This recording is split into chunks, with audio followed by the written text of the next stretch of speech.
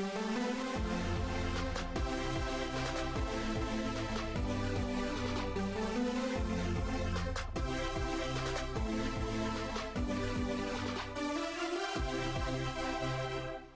everyone, and welcome back to episode number 81 of the Couch on Ice podcast. I'm your host, Rhylan, bottom square, like always. Top left, we got Jordan. Top right, we got Chase. How's it going today, boys? Not too bad, buddy. She's going. Pretty Going. good. It's going. It's going. What'd you guys get up to this wonderful week? Anything exciting, Jordan? No. Nothing exciting. Nothing at all. I have been filling out paperwork and submitting it to the government. Oh, so exciting. Good tax old season. fun shit. Good old tax season heating up. How's the dog, man? We haven't heard an update on the pod for a while. How's your new puppy? Big? Is it a handful? He's starting to fill out. He's starting to look less like a puppy, and he's getting his adult features. How's it feel boy, to be about 50 pounds. How does it feel to when be the closest stands up, thing? he's probably like 5.5 feet, I'd say. Oh yeah, nice and big Yeah, dog. big Lots boy. of playing, like lots of running too. Tell the pod the story you told me the other day. You texted me.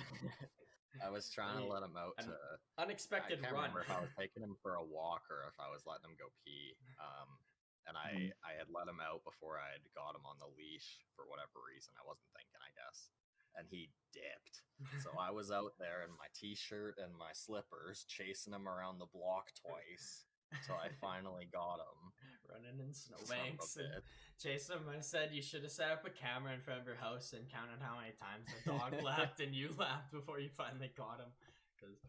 So funny. Yeah, it's a pain. Yeah, and the worst part is about with young dogs like that, you chase them and they think it's a game and they won't stop. Whiskey does it to me all the time. Yeah, it's exactly what it was happening. He kept thinking it was a game, so he'd keep stopping, staring at you. You'd get close, book it. Yeah, and then that's where you learn why the leash goes on before you open the door, right? So precisely. You learn the hard way, and you never make the same mistake again. Yeah. Now, I got one last question about the dog. Does he like sleeping in your bed and taking up all the space? Or is he got his own bed? He sleeps with my mom, and he does not like sleeping on the bed because he finds it too warm. He sleeps on the floor because it's cooler. Yeah, we, like I mentioned last pod, I dog sat the other weekend, and Sullivan likes to sleep in the bed and would like crawl onto our legs, and it's so distracting when you're like waking up 3 a.m. and there's a dog crushing your lungs because it's sitting on your chest or something. Sarah's dog, when we sleep there, he sleeps on the bed with us, and sometimes he'll try to come up beside you and sleep beside you or in between you. Oh yeah, you always got to kick him to the foot of the bed. And then he curls up at the end and pouts. Get them crate trained or dog bed trained. It's the best thing I'd advise for just sleeping normally for the next 10 years. But good to hear the dog's doing well and keeping you busy. He's getting big. He's getting good. Absolutely good. Chase, how about you? Anything exciting going on your week? I was gonna buy tickets and go to Edmonton and watch my Wings play, but that's probably not gonna happen with gas prices the way they are. So I thought it was instead more of about the spending team. money on tickets, I would just end up spending more money on gas. So it's ridiculous. It seems more logical not to do it now. So I guess we were supposed to go to Misha this weekend, and it's just ridiculous now. I guess not. Crazy. I guess I'm not traveling oil anywhere companies. Because can't fill my love that oil companies can actually price gouge us consistently and get right? away with it. Like, damn, big L. So weird. Apparently, one of the Conservative Party leaders that's running for Prime Minister, they said if they become Prime Minister, they're gonna abolish the carbon tax. Yeah, as their answer to fighting the gas prices and That's been in promotions. That carbon tax has been in promotions for every party since it was introduced. So I'm not surprised.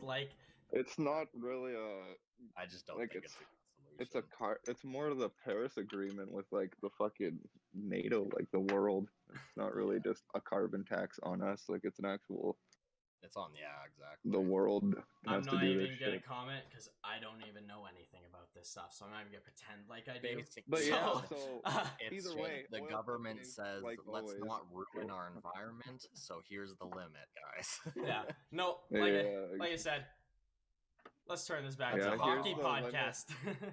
Here's the limit before we actually can figure out how to change everything. If we ever actually change anything, that is.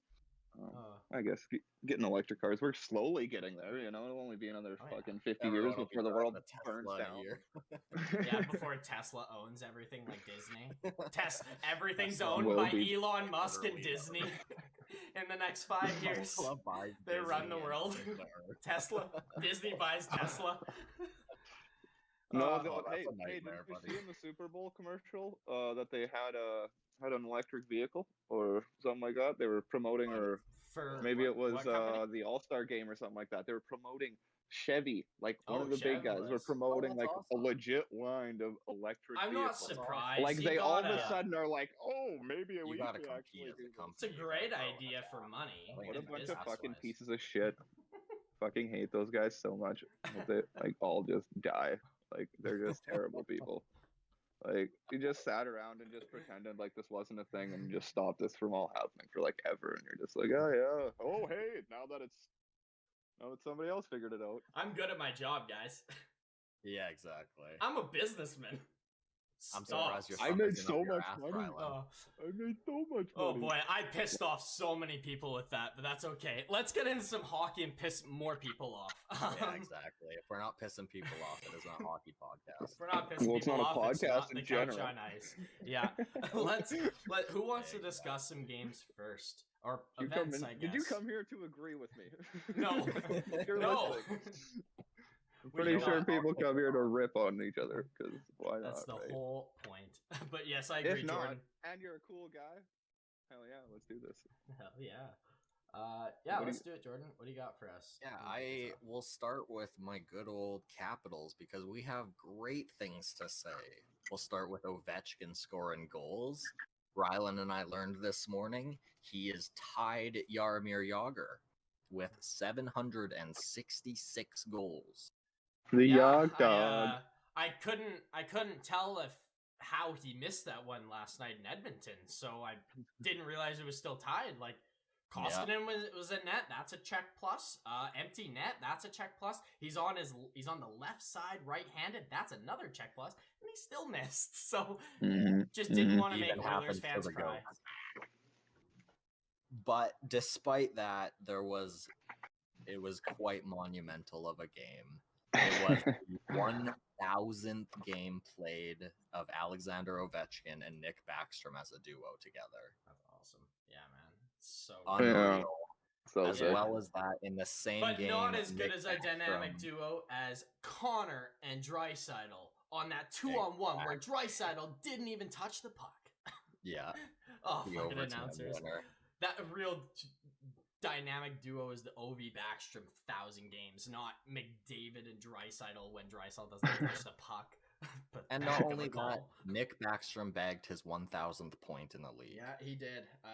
What a game. What a night for just history of that team. Yeah, just the two of them are making like unreal history. Those two guys have been the team, the whole franchise, like honestly, since they've come in, since they were since they were drafted.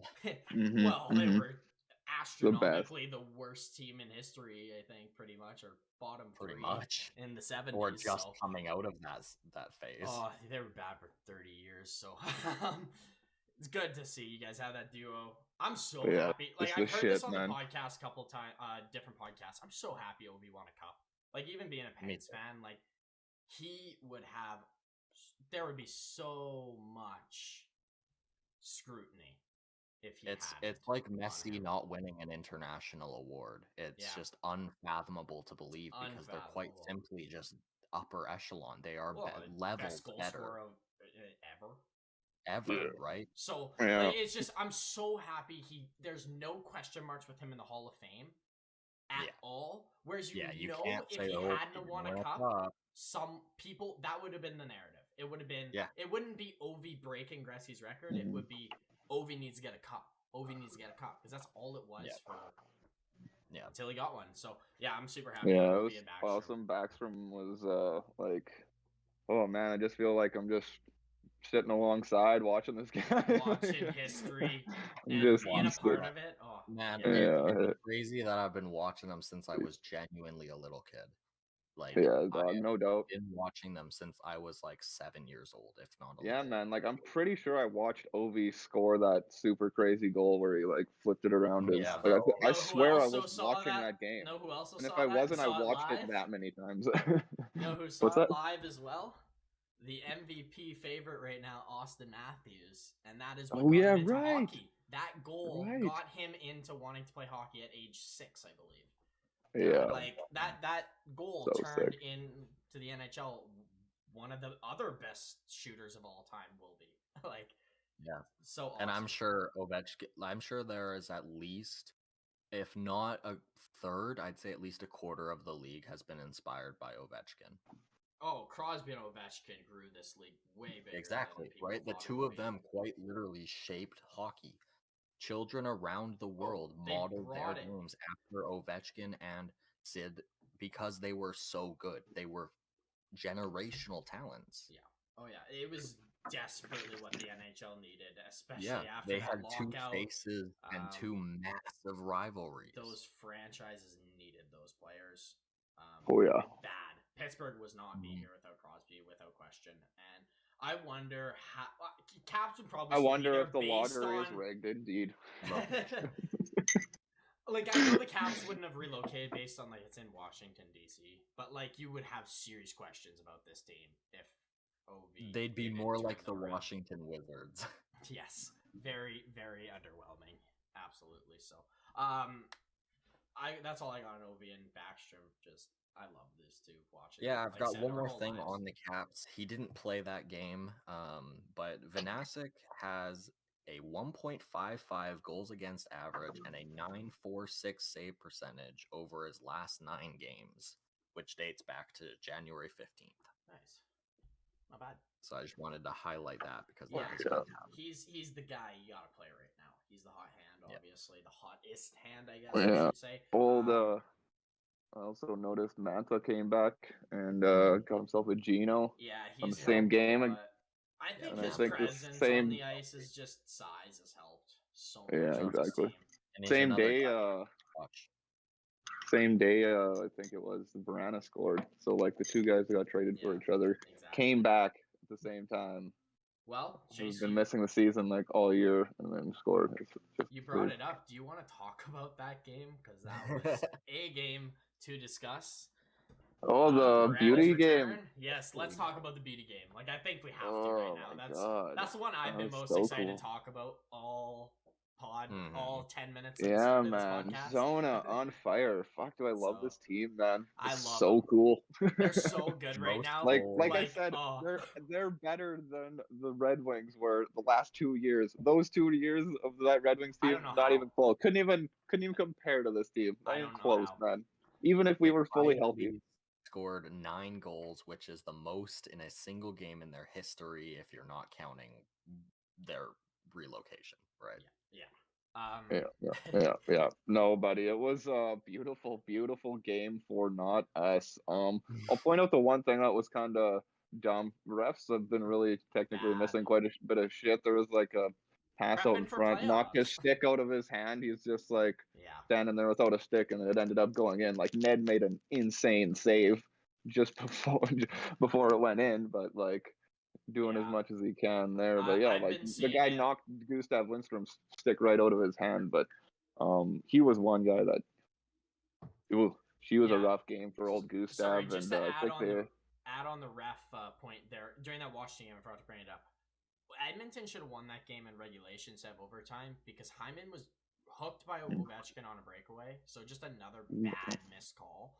Sorry, you can go on. These 2 weeks have been rough for Stripes. Like, I mean, look at our title of the last pod and you'll know. This year in particular has been brutal for refereeing. I think it's just been pointed out a hell of a lot more than normal. That's for sure. Yeah, so basically... Yeah, no, I fully agree, guys. It's been kind of weird lately the last couple of weeks. Really been shining But to the Red Wings, this was the first game since the awkwardness and weirdness of whatever happened with Danny DeKeyser. So Danny DeKeyser gets waived, and nobody. I don't know. I'm assuming they talk to the team and they tell them what's going on. So maybe they shouldn't have affected him. But to me, it seemed like super weird going into this game. One, we didn't have Danny on the team for like the first time in fucking, I don't know exactly. Yeah, exactly. So since he came out of his mama's womb. So I could definitely understand us being a little off. That's for sure. But it was a home game, and we just did not like. We just played like the Carolina and Tampa or something on the road. So we really wanted to come home and show something. And yeah, the Letty Sider together just. There's a reason they didn't play them together the whole time. It just doesn't work that well. Same with Gustav. Gustav and I think it was Osterley on that bottom pair just got annihilated, man. It was just, yeah. I don't even think they played Lindstrom, or I don't think they're playing Lindstrom the next game or something like that because it's tough breaks. Have played a lot of players after that game. They were like, holy shit. I think I would have benched a couple of guys for that. In the league. I think I'd be bringing my team in and having a sit down. And well, fuck, Larkin played. 2 goals? Dude, Larkin played 16 minutes. Yeah, and it was a -5. Like, yeah, we had 2 goals. Verana potted one of them, so that was decent. Nice. But no, this highlights your theory of great players coming back and your team shits the bed royally. So yeah, who else is doing that? Is real good. Oh yeah, everybody calm down about Vegas if you're worried. Like, Eichel comes in, exactly. You gotta suck. You gotta learn how to suck with these good players. With the best players before you get good.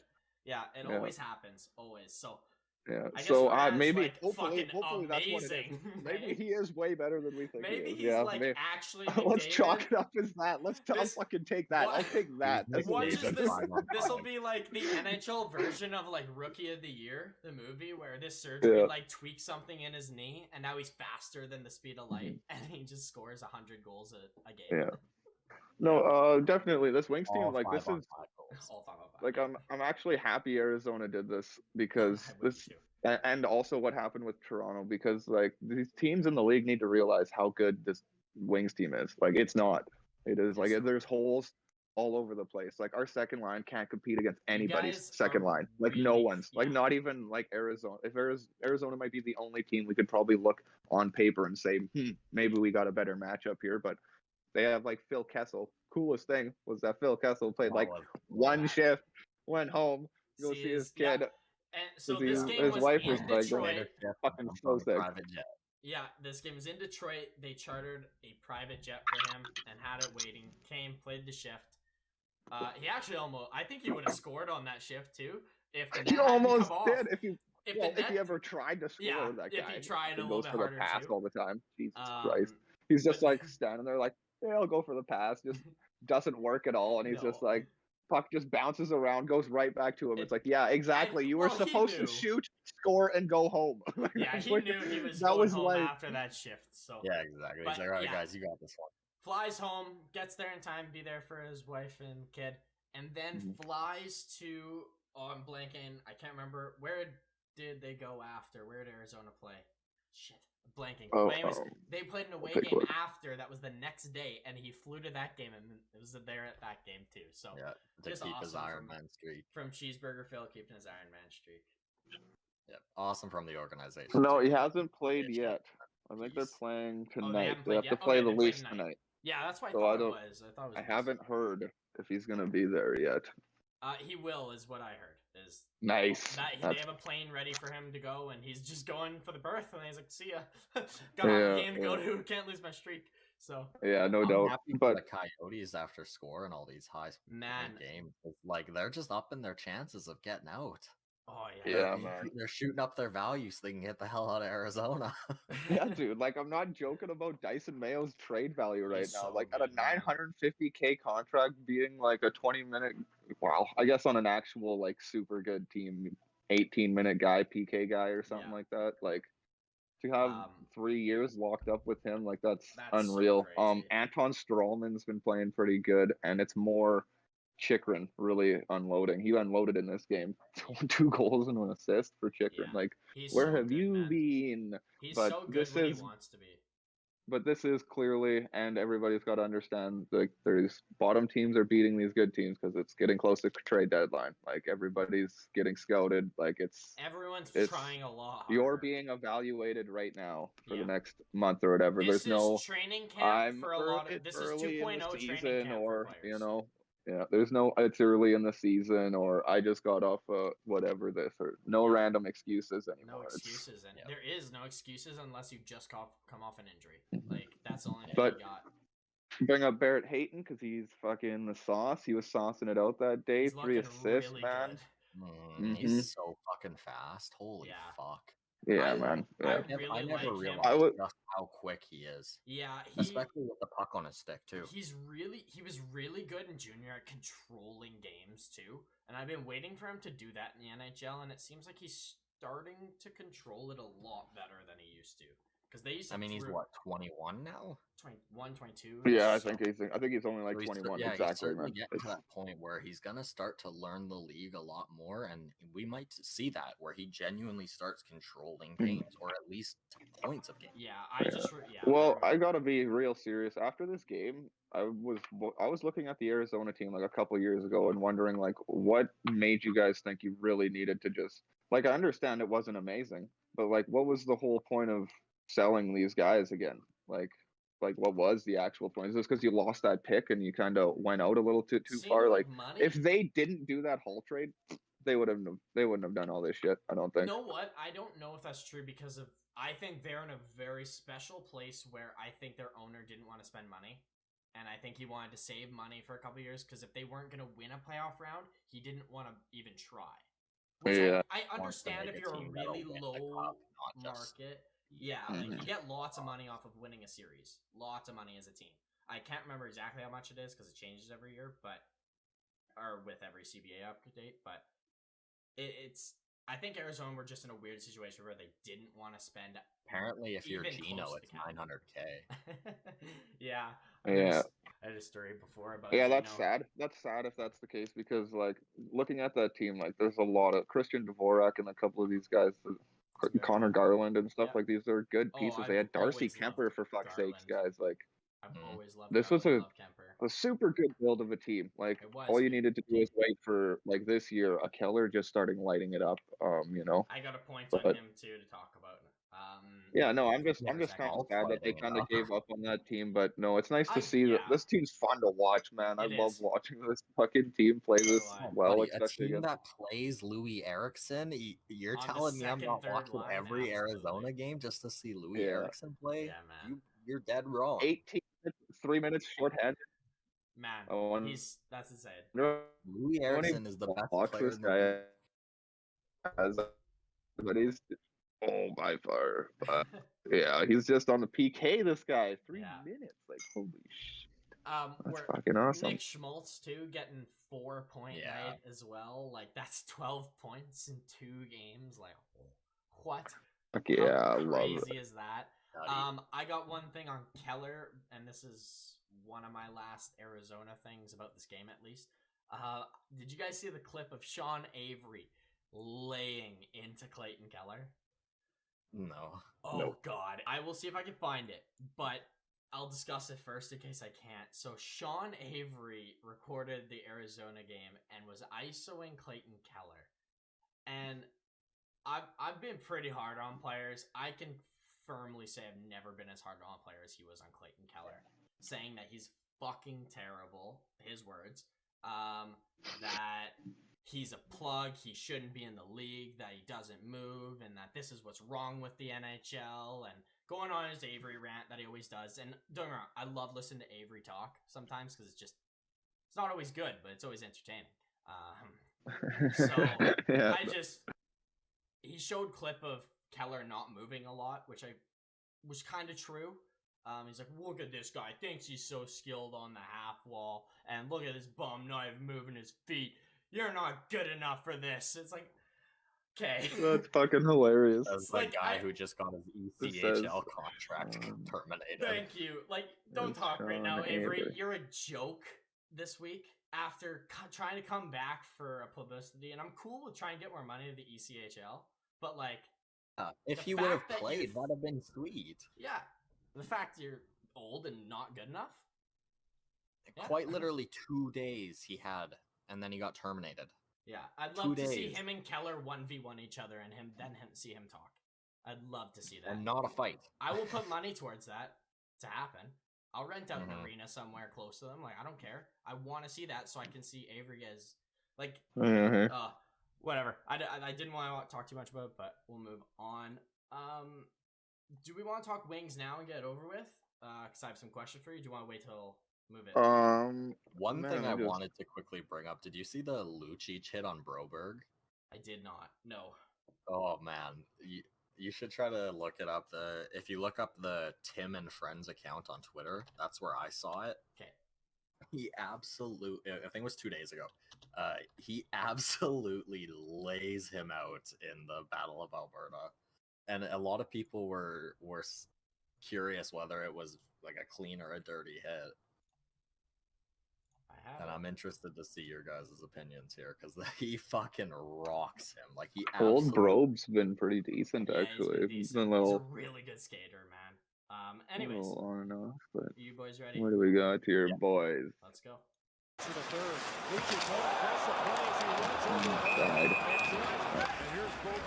Broken tibia. Jesus. So this angle shows it poorly, but you can definitely see Broberg is break checking Lucic. Like, Lucic is in his right to hit him. I think it's probably a double minor on Lucic, but like, I don't think it's egregious enough to suspend him. Like, no, that's not a suspension. Because that's tough. Broberg was certainly. Yeah, Broberg got rocked, that. and he definitely got hit into the boards, but he was slowing down and he was break checking Lucic. He was going to use his body to block him. No suspension. Biggest reason Broberg stayed in the game. You can't suspend someone when it's something like that, where it's kind of both their fault and nobody got hurt. Yeah, that's instantly where I look. No suspension. Yeah, maybe like I said, a penalty in my mind, for it's boarding. Probably a double minor. I don't even know about double minor. Maybe a penalty for boarding, if that, because it's far enough away. It's behind the red line. Some people think it's charging. Yeah, you could argue that's charging too. Like maybe a double. But I minor, wanted to bring that up because, despite obviously not looking the greatest, I have been a big fan of what Lucic has brought to the Flames. This year he is using his body. He is rocking guys, and I love it too. Actually, I think he's got somewhere around that point. Which he's been I know solid. He this 20, but like you want Lucic scoring 10, 15. Throwing guys. Awesome. He's been throwing the body. He's been playing up and down the lines, all the way from the fourth to the second line, maybe even the first. Yeah, no, he'll definitely, like, Dubé wasn't, not that Dubé was terrible or anything. It's just that, like, it seems like Lucic brings that little bit more emphasis, and he was all of a sudden on that third line with Foley and Monahan. Well, so they've been playing Dubé. I wonder what they got rolled up now.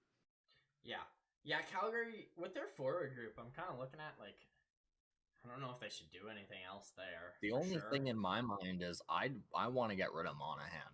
I don't think you can pay $6 million to a guy who's your fourth line center. I think you can this year. I think you can this run.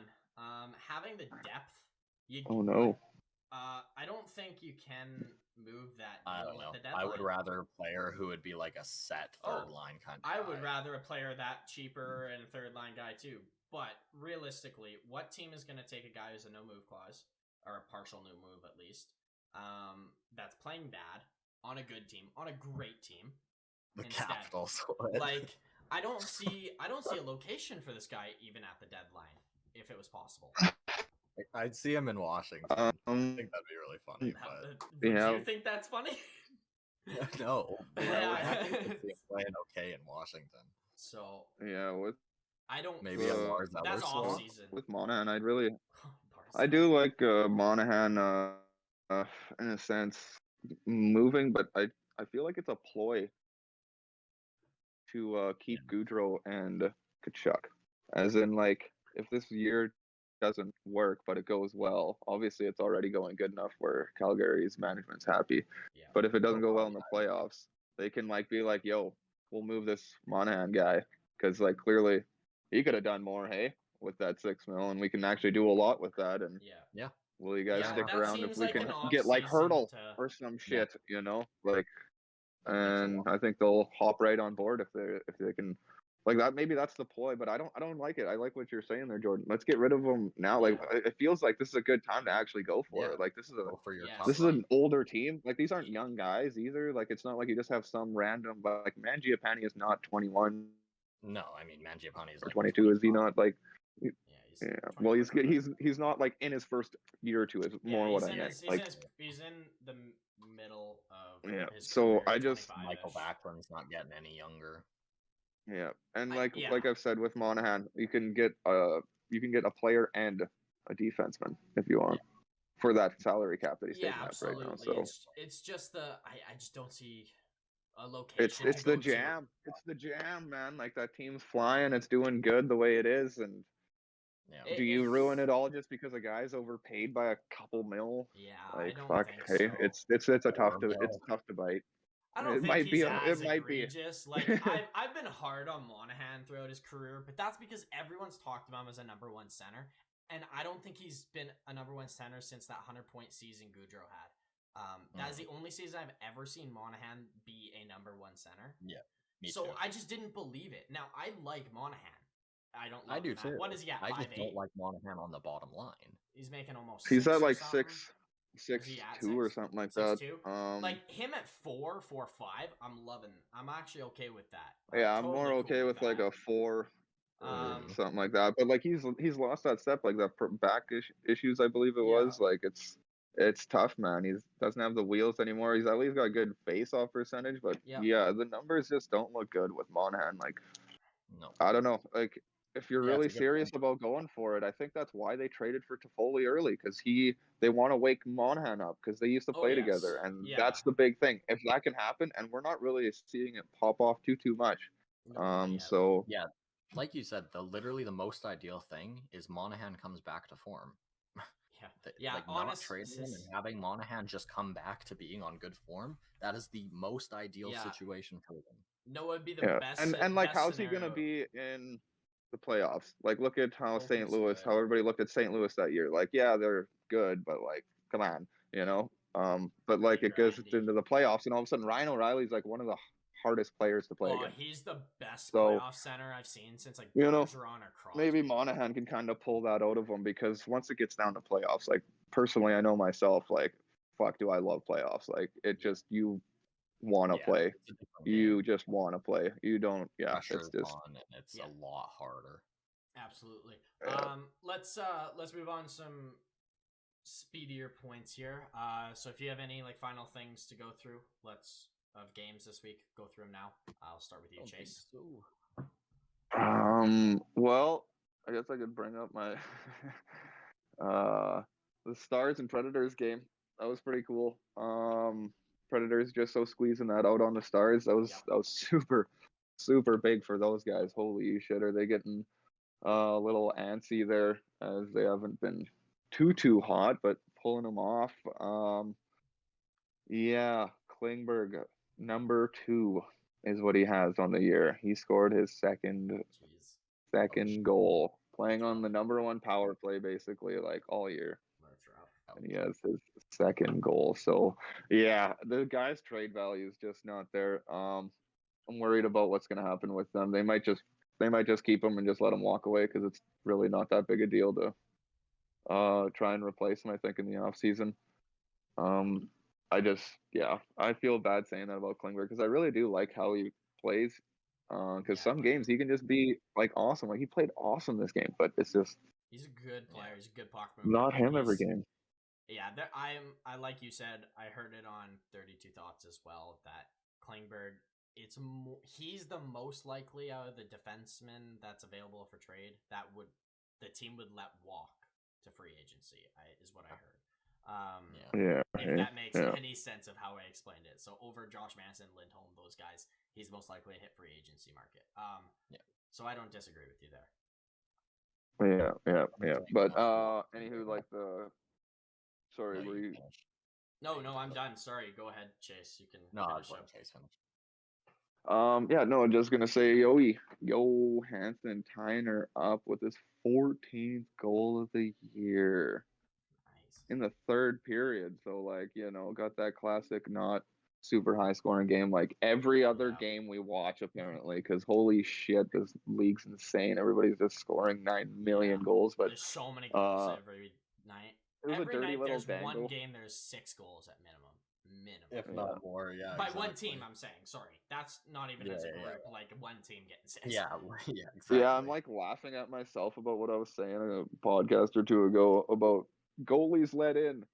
Somebody always lets in 3 or 4 goals. Well, fuck. Somebody always lets in 6 goals.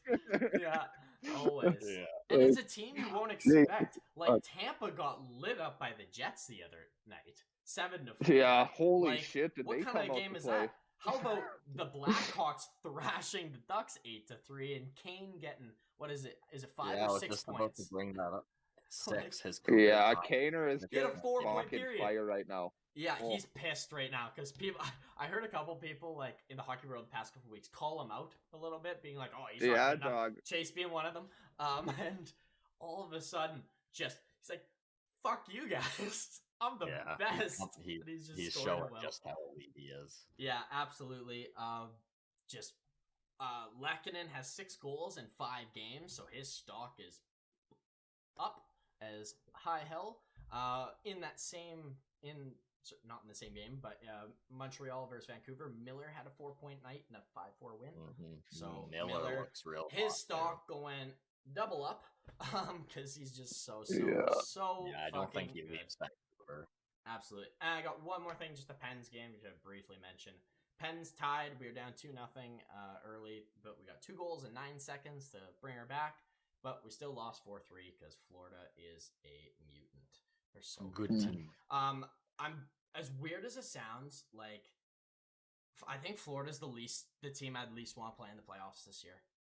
They've had our number all year, man. Like we've done really good against Tampa. I think we could beat the Leafs. I think we could beat the Rangers. I think we could beat the Capitals, the Bruins. I don't know about Panthers, man. Like, which is weird because like if Tampa plays them, I think Tampa will beat Panthers. So it's just a weird configuration of who plays who. But yeah, Florida's legit. Yeah, no, I actually do agree with you with the Florida Tampa thing because I like just how Tampa's structured. It can stop Florida.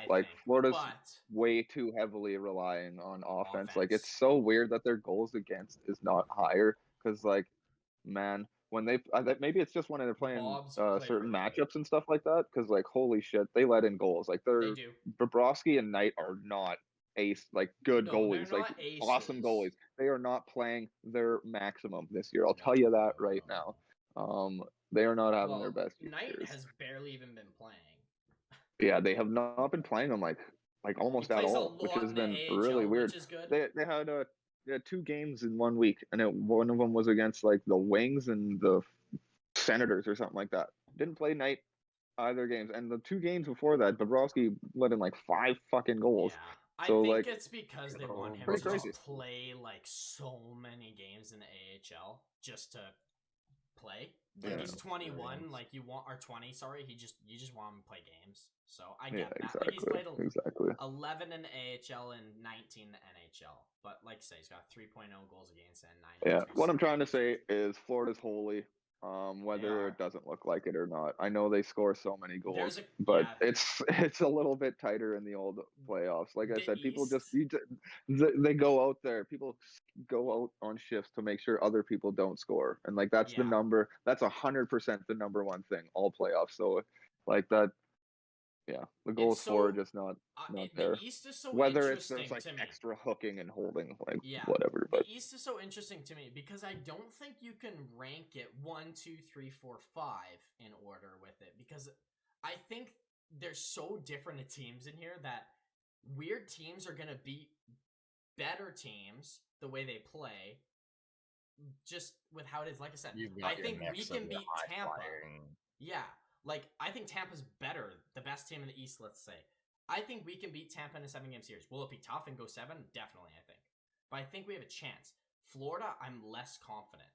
Weird as that is. Like you mentioned, all the holes. It's just the way they play.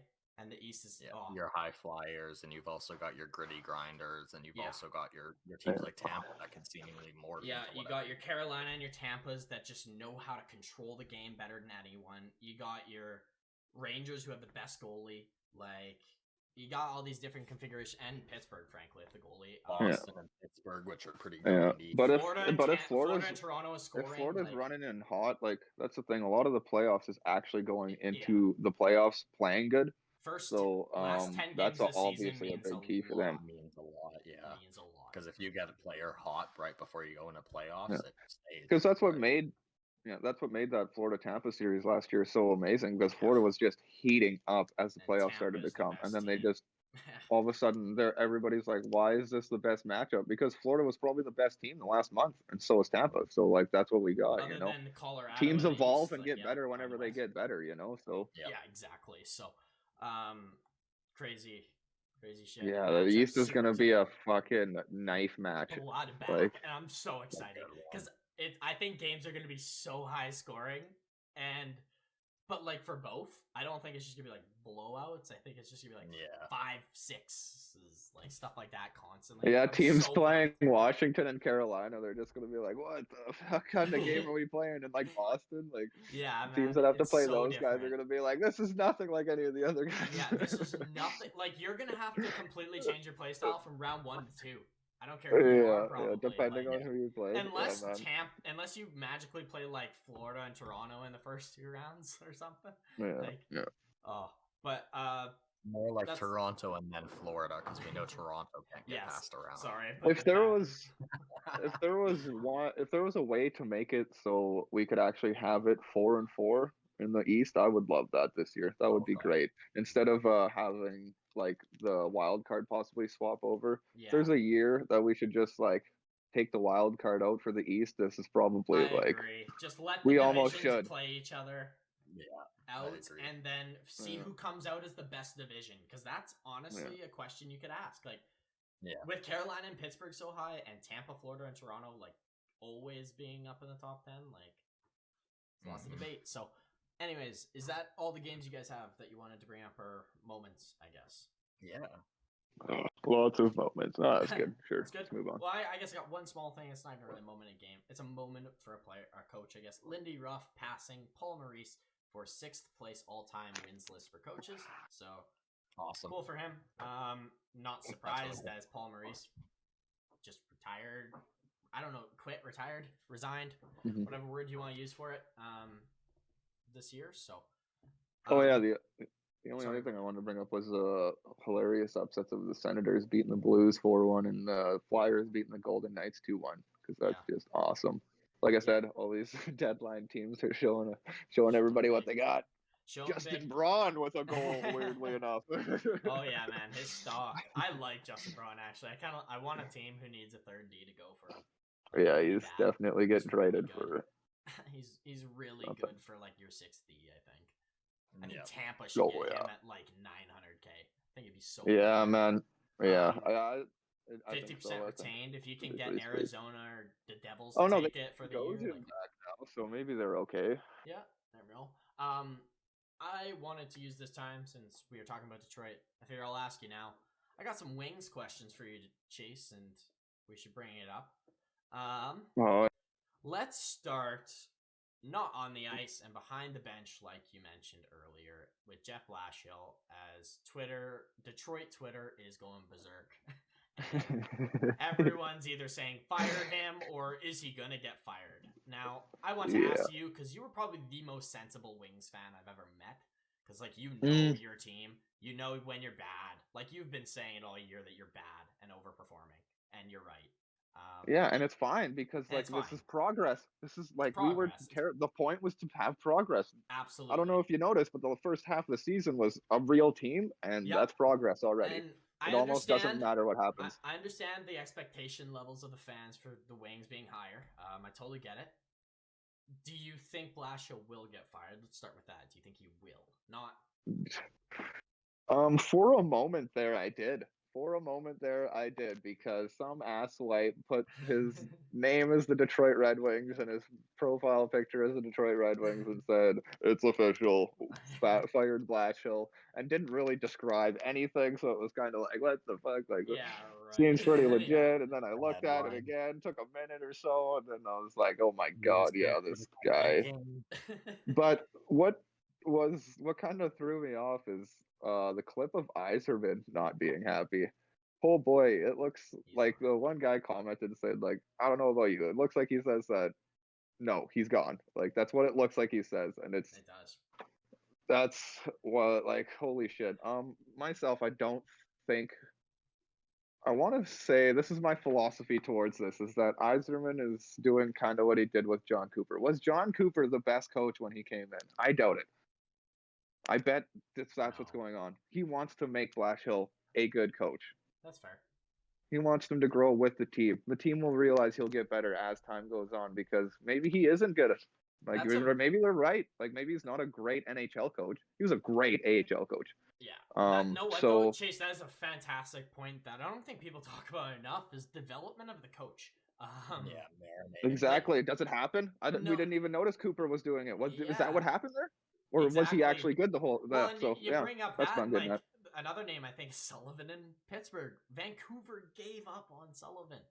Chase, you went deep into this talking, and no, like, you gotta train coaches the way you're training these young guys and develop them. Like, it's interesting that you put that out, that you think Yzerman wants him to progress with the team, whereas most people would view Blashill as a buffer from being the very bad team to being slightly better and progressing, but taking your steps. Yeah, exactly. Right. I do think there's a step, or there's something Blashill needs to realize, or something like that, that will make him a much better coach, and maybe kind of make him able to push this team over the edge. But, like, you can't expect this guy to push a team over the edge that can't reach the edge. Like, they're not even to the edge. Like, there is no edge. We're not there yet. Like, you can only do so much as a coach. Yeah, absolutely. Like, players still gotta play the game. Like, we're running off of a 1 year of Larkin being this. Like, is this actually Larkin? Like, well, I don't know. Last game was questionable, right? -5. Yes. Yeah, exactly. Talk about flashes of the last 2 years, hey? Like, that's what that was, man. Like, that was our team for 2 years. It was just no compete. Nobody knew what they were doing. People standing around. Everything went wrong. What do you do, right? Absolutely. So, cool. I don't know. I feel like it wouldn't be. I don't see the purpose right now. Like I said, I'm glad that you answered my second question about it.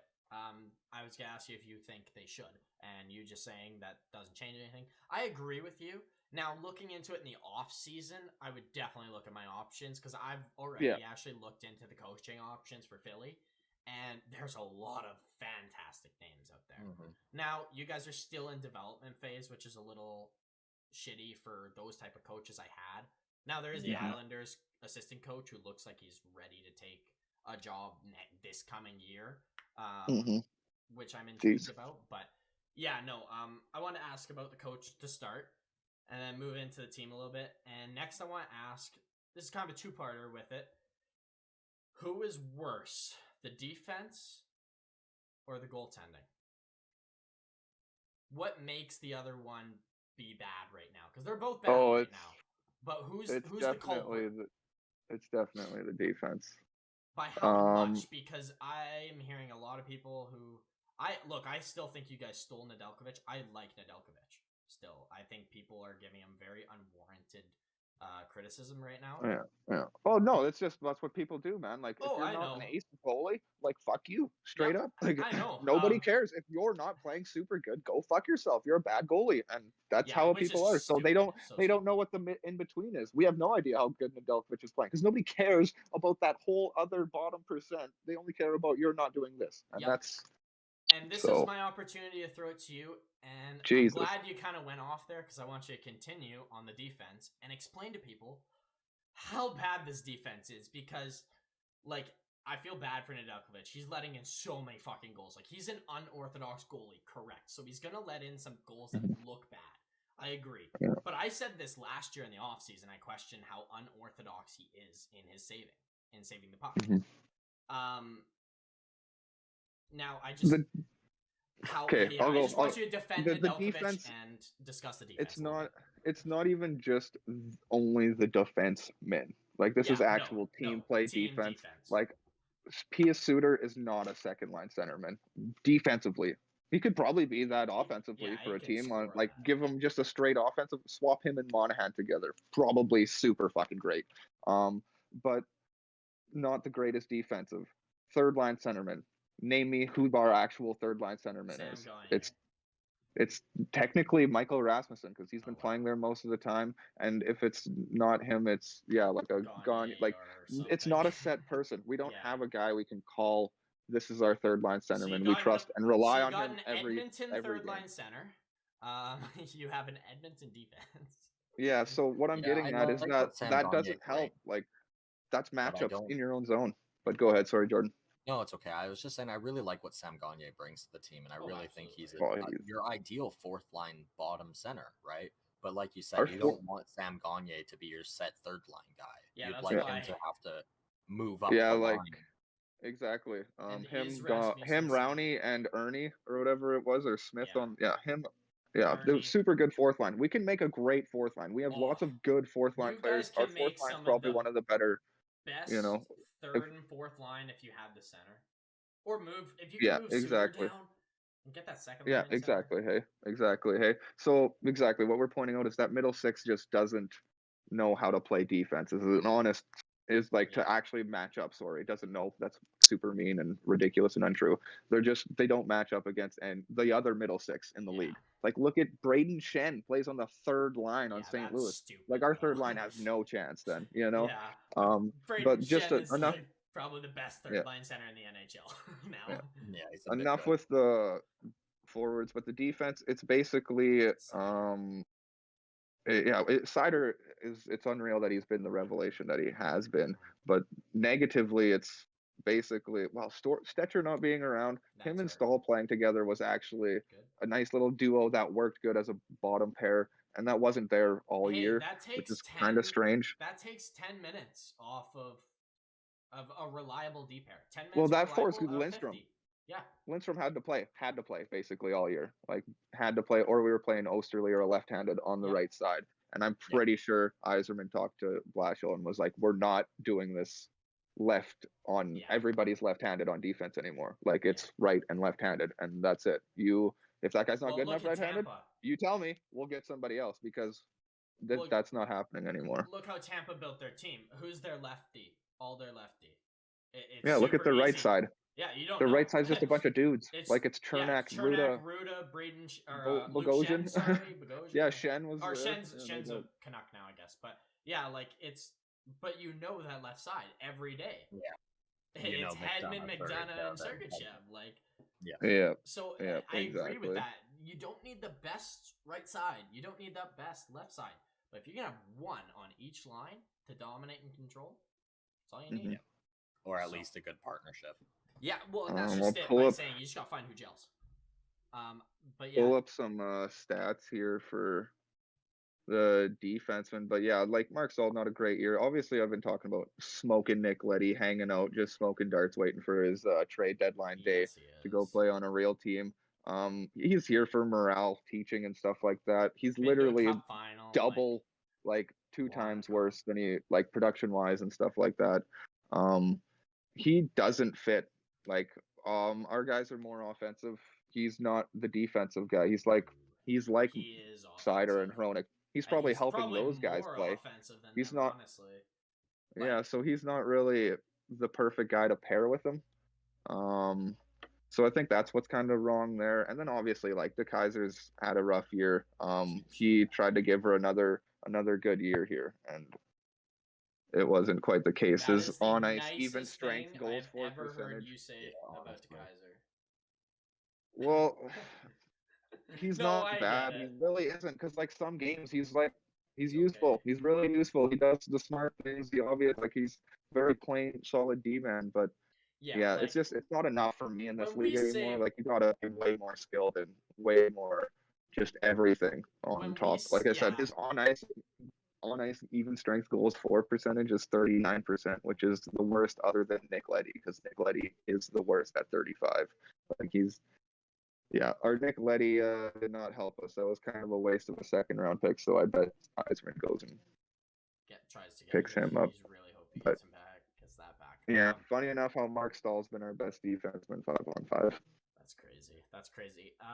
Yeah, no, I just wanted to bring it up because I saw a lot of Detroit fans blowing up, and I mean, it's worth talking about. They've been getting shelled in games. Like, it has to be discussed that maybe they aren't as good, but that's okay. And I just wanted you to tell Detroit fans, like, rub their back, pat them on the head, and say, it's okay. Like, it's going to be fine. Like, you're not Toronto. Like, calm down. Yeah. We haven't even had a playoff run with this team yet. Chill. Yeah, yeah, exactly. And like with Ned, I've always said this with goalies. Like, if your team plays like this, like, it doesn't help you from, like, you're seeing gas all over the place. You're gonna fuck up too. Like, it's this, like, it's the weird thing of goalies. Like, if your team's not doing well in front of you, you're not just gonna always play amazing. So, like, you're also gonna look as bad as your team sometimes. So, absolutely, yeah. Like I said, there's that middle ground of goaltending that people don't understand, that, like, that's the game, is letting in goals and not being able to rely on your goalie. But yeah, absolutely. Enough with the Wangs, unless you want me to get into their trade deadline, for fuck's sakes, your boys. No, I think we're good. I just wanted to I just wanted to talk about them because it's, like I said, worth noting, and I think it's just people need to chill out with them. Like, I get they were overperforming and they're slipping hard, but like you said, they're not supposed to be where they were anyways. So, moving on, I got a little segment here that I didn't even come up with this morning. I was just scrolling through my news outlets, and I went on to The Score, and they put out 5 trades they made, and then their editors ranked who won it, whether it was a fair deal or to the team. So, I read them all, and they're all blockbusters, so I want to discuss them with you and hear what you guys think, because it's a great discussion getting into some trade talk that I got. So, let's start with the first one. The first one is the Chychrun sweepstakes, and they have the Leafs winning it, interestingly enough. And the trade is Jacob Chychrun and Phil Kessel, 50% retained. So Phil back to Toronto for first round pick 2022, Justin Hall, Nick Robertson, and Alex Kerfoot. So yeah, I saw this thing, and I was like, wow, these are interesting trades. I don't think that's enough to get both. Yeah, I wondered that too, and 2 of the editors said the Coyotes win this deal. Really? Or sorry, who says no? Sorry, I read it backwards. One said that it was a good deal. Only one said the Coyotes. One said that this is a bad deal for the Leafs. And the one said good deal, and the other said bad deal for the Yotes. Yeah. So I think it's a bad deal for the Coyotes. I think I do too. Get more, especially out of both of them. And we discussed this. Chase actually did, I think 2 or 3 podcasts ago, where he's like, you could get more for individually selling these guys. Yeah, moving them separately will get you more. Exactly. And they're going to do that. Now, this trade, I really like the makeup of this trade because it kind of fits a lot of people. Nick Robertson's a really, really good prospect. Really good. Especially with how his brother's playing right now. Like, you kind of want to be invested in that gene pool. But and then there's I for sure wouldn't do that, and I bet Justin Hall would have the Coyotes on his fucking list. So teams agree. Not to go to. I agree. So, like I said, I didn't make these. These are all made by editors. So I just want to discuss them, and I think you can get more for Arizona, but it's intriguing. I like the Phil to Toronto. I like that element. If that's what you have to accept, that's tough. That's a tough break. That's really tough. I agree. Next, this one. So my Penguins is involved, so I'm very, and it's the exact player that Chase says we should get. JT Miller.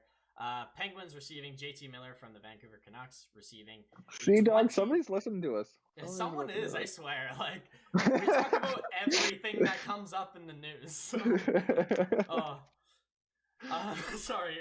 JT Miller to the Leafs, or to the Penguins for 2022 first. Yeah, right. A 4th round pick, Kasperi Kapanen, and POJ. I say yes. I say yes to this in a heartbeat because JT Miller can help us win a cup. I think both sides say yeah. Because that's about the package you'd expect for JT Miller. That is a lot in a package. That's a lot. But I think they can get more, actually. Oh, for sure. They could get more.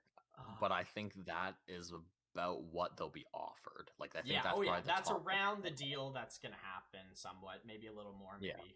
But I do agree. I think that they want more from JT Miller, and I don't see why they wouldn't. I would too. I'd want to run. Yeah, when I was looking at this deal, I was looking at JT Miller, and I did Zucker and like 2 first-round picks, and then like a conditional like second to third round pick. So I didn't give up much else, but I wonder if they would like. It's a lot of lefties. I'm gonna say no. It's a lot of lefties for you, Pittsburgh. Hey, right? Oh, I don't care. JT Miller's too good, man. Yeah, I guess so, right? Like, he can play out. If this is, well, Garland's right-handed, so I'm totally cool with that. I just really like the swap of Miller and Zucker for the Penguins, and if they want Kapanen, like I'd trade them in the offseason after we don't win a cup or something. Like that's. If they're actually interested in Kapanen, I'd be doing that in the offseason because you'll need cap space anyways, right? It's like I can basically hook them up for you for free because you're not going to have money to sign them probably anyways. Yeah, well, I think we might. I don't know. But I don't mind, I don't like this for the Canucks. Like, POJ's left-handed, no point. That's like, what if he just turns into OEL? Like, what was the point of doing that? You just got 2 OELs on your team now. Absolutely. I say no for the Canucks, absolutely, because I didn't get the main piece of what I need back in a trade for Miller, Garland, or Besser, one of the 3. If I'm trading one of the 3, I need a D-man, and that's what they want. They actually came out and said they want to move a forward for a D-man who can play / complement Quinn Hughes, and then they can build around. So they want a legit right-handed D-man. Vancouver for Miller. Yeah, that's why Colorado sounds way more possible. Yeah. That's why Colorado sounds way more possible because they got that Barron and they have that Henlinson or something like that. Like they got a couple decent teams. The Rangers prospects. Are in the mix there too. They got Nils Lundqvist. They got Braden Schneider if they really want. Yeah, true that. Yeah. Like there's a lot of teams that have that. It'd be cool if he went back to the Rangers, dog. Fuck, that was the good times, man. I want to see him play in Tampa because I think that team would for sure three-peat without question. Yeah, that would be disgusting. Third line, him on your third line. Or Sorelli, if you just move him down, like sure. Just trade fucking Sergachev because you can just play those. You could just play McDonough and Hedman. Is that crazy? Is that too crazy? Sergachev for. I think so. I wonder what sort of. You get 2 years of Miller. Sergachev's a young future, but you can go for 3 cups in a row. I don't even want to think about it. I think I would consider that as Tampa for sure. I definitely would trying to win. Yeah, no. That would make me like for. I think any team being offered JT Miller, realistically, no matter what the ask is considering. Oh, absolutely. Because right now he's one of the hottest playing players in the league. Yeah, for sure. Here we go. Moving on to the next one though. A Rangers buying here, and they're getting Patrick Laine from the Columbus Blue Jackets. Patrick Kane. I was like, holy fuck, here we go. I wish. Patrick Laine, just a tier below. Yeah. But the Jackets receive a 2022 first-round pick, Nils Lundqvist, and Vasily Kravtsov. Now, everyone says, and all the editors said that the Columbus would say no. It is worth noting. So. I agree. I think I agree too. That is just too good a top-end talent to just not get. I'm not. You're almost there with that package. Like, I think that's a wicked prospect package. Yeah. I wouldn't be surprised if Kekalainen really or somebody really liked Kravtsov because I agree with it's just how two-way and how hardworking Columbus has been in the past that I know it looks like they're kind of trending towards switching up their game style, but like, geez Louise, like it doesn't seem like Laine is a true Columbus Blue Jacket, even though like you can make that the way it is, you know, like you can make your team around him. So, but yeah, I'd probably say no. I probably wouldn't do it the way it's looking right now, like especially how hot Laine is. Well, and I mean, look what Laine was traded for. He went 1-for-1 with Pierre-Luc Dubois, right? Yeah, exactly.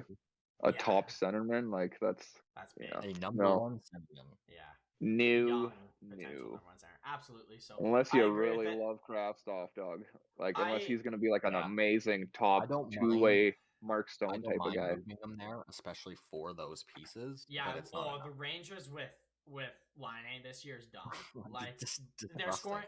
Imagine Panarin feeding Fox and Panarin feeding him one-timers on the power play. It's over. Like he's gonna score. Kreider there coming and Kreider will be in front too. So if he doesn't score in the shot, Kreider will. It's dumb. It's a power play goal every time with those 5 guys. And I haven't even listed the 5th guy. I don't even know who it is. It could be me. We're still good. Like honestly. Moving on though, to the next one, we got the Avalanche getting Thomas Hertl, 50% retained. Sharks received 2023 first-round pick and third-round pick in 2023. Tyson Jost, Dylan Sakura, and Justin Barron. So a lot for 50% Hertl. Wow, that's a lot. But Hertl's like so cheap at 50%. He's at like 3 mil or something stupid, like 2 something. We would do I that. like it both ways, actually. I do this. Actually, you know what? If I'm Avalanche, I'm not giving you all that shit. Fuck you. Yeah, I don't know about I think all that. They're paying up the ass for that. Jesus fuck! Like the 3rd round pick too. Yeah, I don't like that. I don't and a 3rd round pick. Yeah, why? Yeah, first, a third, Tyson Jost, Dylan Sakura, and Justin Barron. If you take out Barron, like if I'm signing them. Yeah, drop Barron. And half worth noting, half people say it's a bad deal for Colorado and a good deal. So it's right there. It's not far. Yeah. I understand the aspect of going for it with Colorado. And they need center help. Hertl has point as well, doesn't he? No, he does not. He's up this year. No, I thought he had an extra year. Ooh, unfortunately for them. I guess I'm giving up just as much for flipping Giroux all the time. So I guess I shouldn't talk. Hertl is cheaper. And probably better, way more useful all day, way more energy, physical. Oh man, a lot more. Yeah, I think Hertl playoff wise, 7 times better probably. So I definitely see where this one's coming from. I'm not I agree it's an overpayment, but I'm not against if they did it. Yeah, exactly. Because of who they are. This could be negotiated, right? Like this is a good starting point. This could be ironed out into a genuine trade. Yeah, I'd be mad if I was Colorado, but I might take it. Yeah, I'd be pissed that that's what you're asking. I'd be pissed if we didn't do well in the playoffs. If we did well in the playoffs, and he was a decent. Like that team. I think something big changes. Yeah, no doubt. Give me a condition on that 3rd pick. Like I ain't giving you that 3rd pick if we fucking don't win the cup, man. Like Jesus Christ. Well, like I said, that could be ironed out. That is a genuine deal that could be ironed out into a trade. So moving on, we got one final deal, and Jordan's been waiting for this the whole time because I kind of told him before that this involved his team. The Capitals received Marc-Andre Fleury 50% retained. Now, I know he said no, but if this were to happen, the deal offered is insane. I'm sorry. A conditional 2022 second-round pick becomes a first-round pick if the Capitals reach the Eastern Conference Final. So you do well in the playoffs, it's a first. I'd rather that be the final, but okay, I'll keep listening. Eastern Conference, I think that's pretty good for where you are right now. Ilya Samsonov, Matt Irwin, and Daniel Sprong. Oh, fuck no.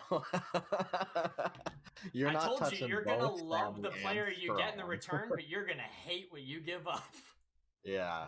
I'm fine with a pick and Sammy. Like, it's not great, but at 50% retain Marc-Andre Fleury, I could accept that. You throw in Sprong, and like that's way too much. Sprong alone to me is worth at least a first, like a good first. Really high on Sprong. I value Daniel Sprong. He is going to be a great goal scorer in this league.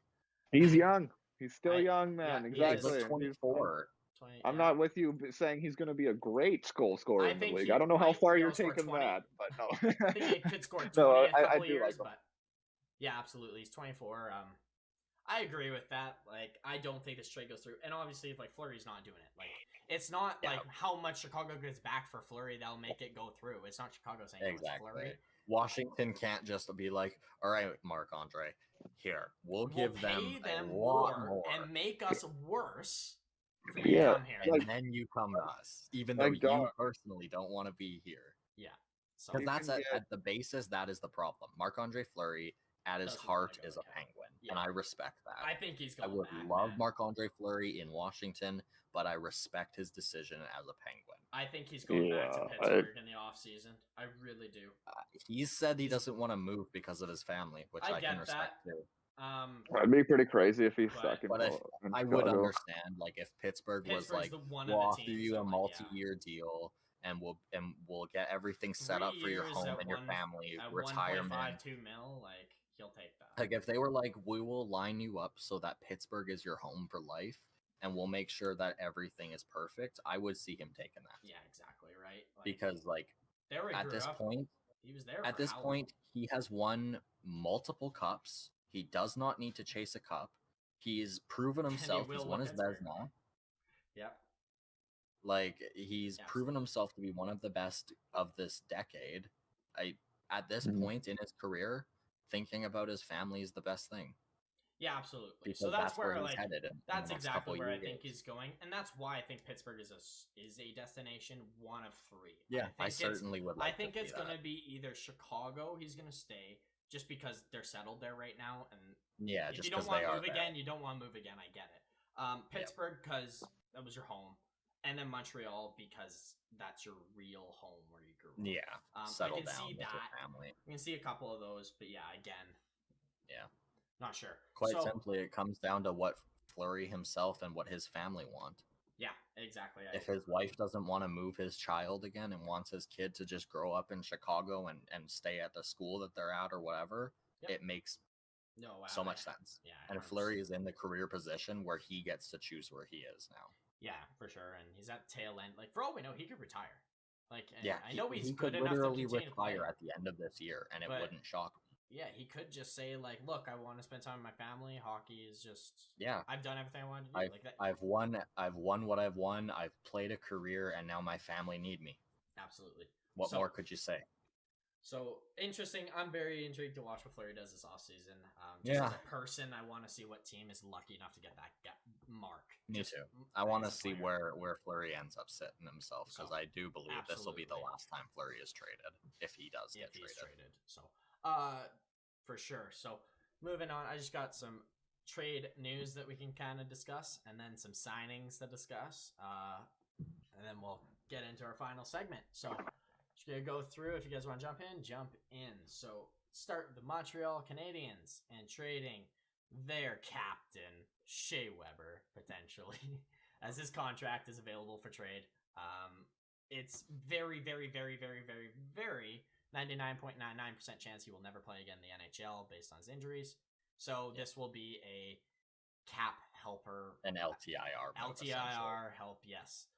Big team involved, or seemingly that should be involved, is the Minnesota Wild because of their cap restraints over the next couple seasons. So they've been a team targeted with getting Shea Weber's contract to help.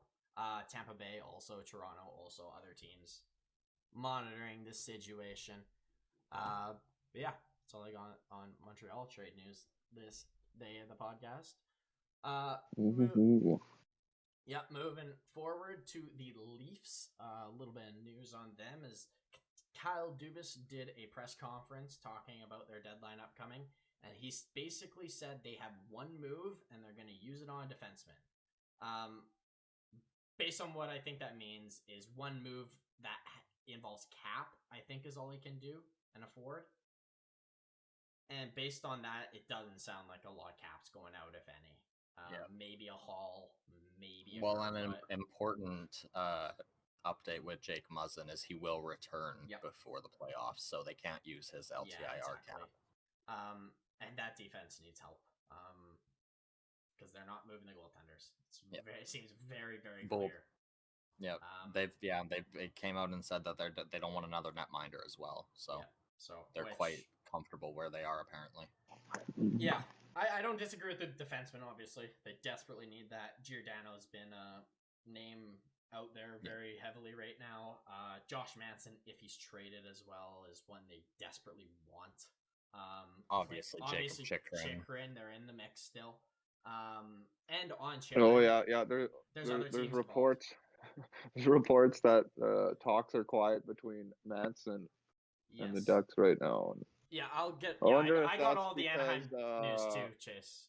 Because there's just nothing going on yet. Because it's maybe they just haven't talked to each other yet, guys. So what I got from Anaheim, if you want to jump to them, it sounds like Lindholm and Manson. It's not confirmed by anything, but Friedman believes that the players want term in Lindholm and Manson, and by term 6 to 8 years. So yeah, makes sense. They're at that age. Raquel, there is a chance you could get him on less term because of the uncertainty that you might be able to get him at 4 or under 4 years, but not sure. And Verbeek is not crazy about giving term to people. If there's one person he'll give it to, though, it will be Lindholm. Is the hell yeah, word, that would be. Which I agree. That's obviously pretty crazy. I wish it was Manson. I like Manson. I want them both to stay because I just love this defense. But I understand the restraints if you don't. So I'm leaning more to trading Manson because I think he doesn't fit your plans and he's older, right? He's a few years older. A king's ransom for him. A king's ransom for a right-handed, two-way, puck-moving, defensively reliable player. Play 20 minutes a night, 18 minutes. Like absolutely, I want that if I'm the Leafs. I'd say certainly 20. Calgary. So yeah. That's all we got on the Anaheim news for there. Moving up to a bit of the Calgary news. It's more just discussion on no extension here. Johnny Gaudreau, there's been no movement on his extension right now. Not that I'm saying to worry. It's just updating you guys on Gaudreau's extension. There's just nothing right now. It's very just reading. Same with Forsberg apparently as well. Yeah. His extension has gone quiet. Very quiet, but they still don't want to trade Forsberg at all. Well, I mean, why would you, right? And sorry to go back on Lindholm, but apparently a Hampus Lindholm, there's like 2 non-playoff teams, Detroit and Philly, in on Hampus Lindholm. Yeah. Also, Dallas, Seattle, Montreal are thinking about it and shit like that. That's fucking.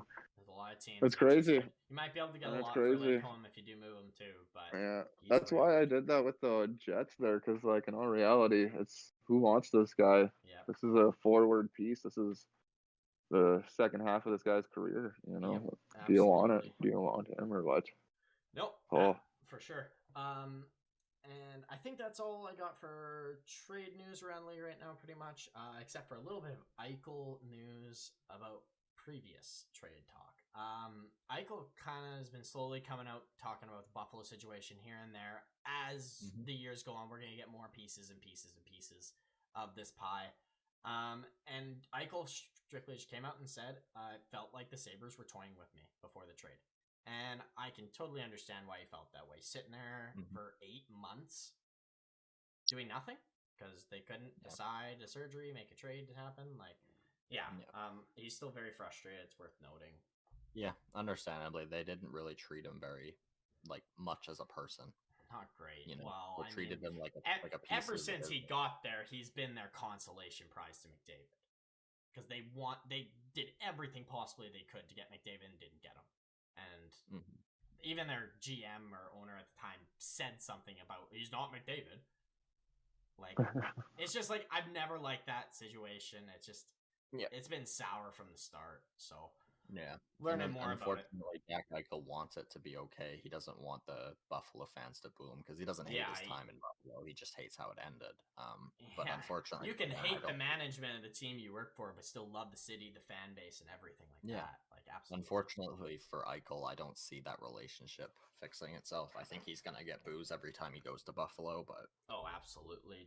Same with Tavares and the Island, though. Like, he didn't do anything wrong by walking a free agency market, but he'll get booed. Just unfortunately, a good player left. Right? Yeah, absolutely. Moving on, got a little bit more Leafs talk here with an extension as they signed Kyle Clifford to a 2-year extension at $762K. So just basically slightly over. Yeah, he's just gonna go up and down for playoffs. He's their 15th forward or something. So nothing too crazy. We got 2 more extensions, some big ones here. We'll start with the bigger one. I'm way happier about this one, so I want to talk about it. Talk about Jared McCann extending with the Kraken, 5 years, $5 million AAV. The best part is the game after he got his extension was Toronto. They gave him his extension the day before the Leafs game, which was hilarious by Francis, because apparently Francis and Dubas are friends, so he is it was a little jab, obviously. Yep. 5 years, $5 million AAV. I think it is a wonderful deal for a team like Seattle. Amazing contract. They got term on him. They got him at a good amount of money. They got him till he's 30. They've managed to hold on to their best performing player. Jared McCann is their best performing player this season, undeniably. It's funny because Toronto wouldn't have been able to keep him anyways. Probably would have had to trade a first round pick with him just to shed him. They're gonna be trading away Kerfoot just to get a defenseman, probably. So exactly. But yeah, no. What do you think about the contract, Chase? Fantastic deal. It's so good. This is so. Yeah, good. That's how long was it again? Sorry, 5 years. 5 years.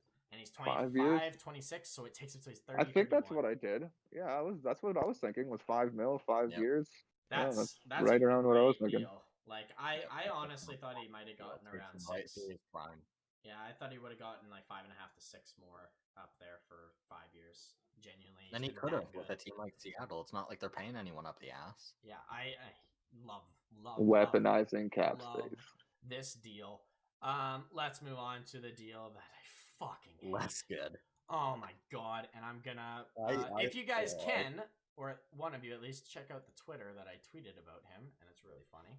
I guess actually I can show it here, which is great. Let's talk about Ristolainen signing his extension with the Flyers. Did not see this coming one bit. Me neither, especially to note he turned down a 6-year contract at $6.3 million.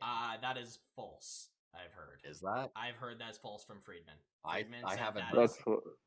Friedman says there's zero. That maybe that's what he asked for. Yeah, that's what he asked for. Is what he thinks, because there's no way you sign a 5-year, 5.1.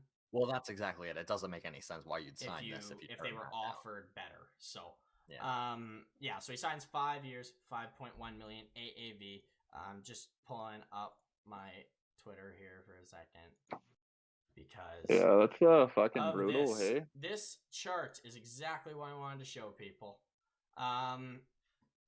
He is in middle to bottom tier and even a fringe player this whole season based on his stats in defense. He's a fringe NHL player, minus 12.5 projected.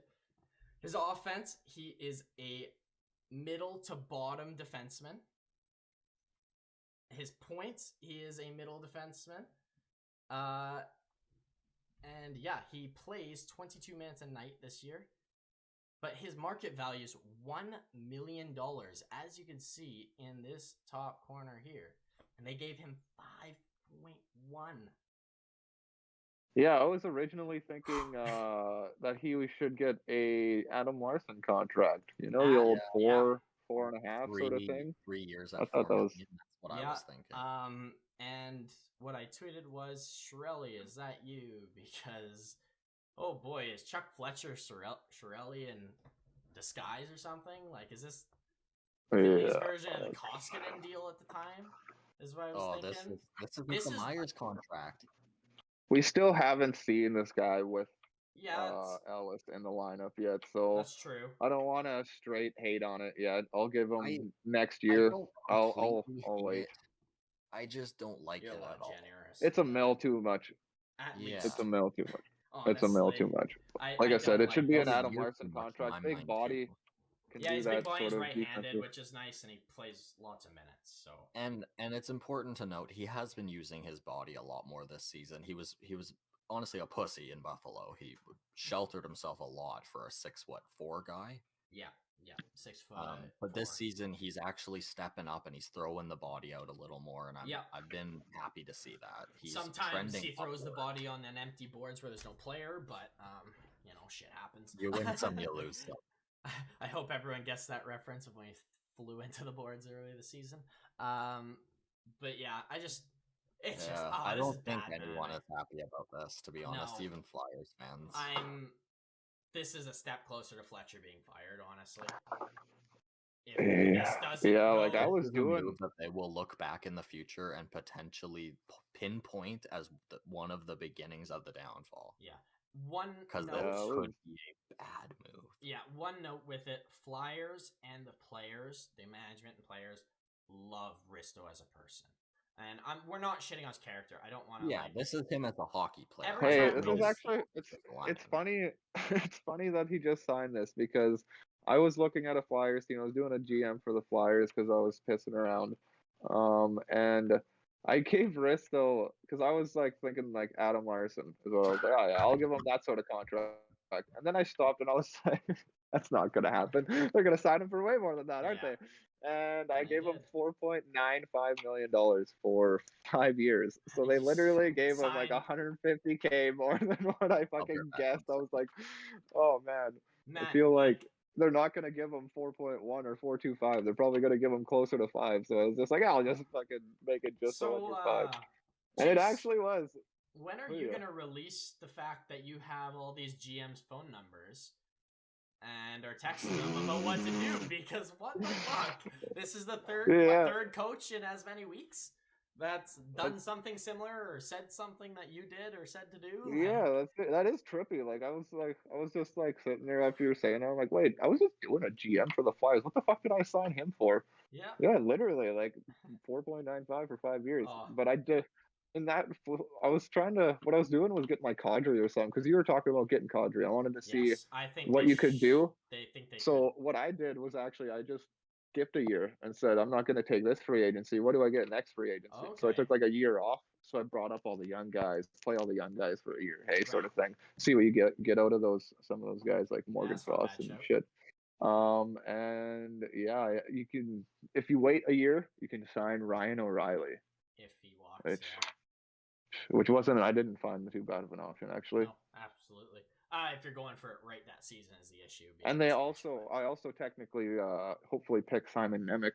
So that would be great for the Flyers to get like Nemec or Juracek. Yeah, like, those are two guys I picked for them as well. So hopefully we're both right on that they're picking one of the 2 top D-men. Yeah, because like next year we could be looking at a defense in the Flyers with Ellis Sanheim, Provorov, Nemec, and Cam York and Ristolainen, which is going to be good if everybody gets Ellis back well.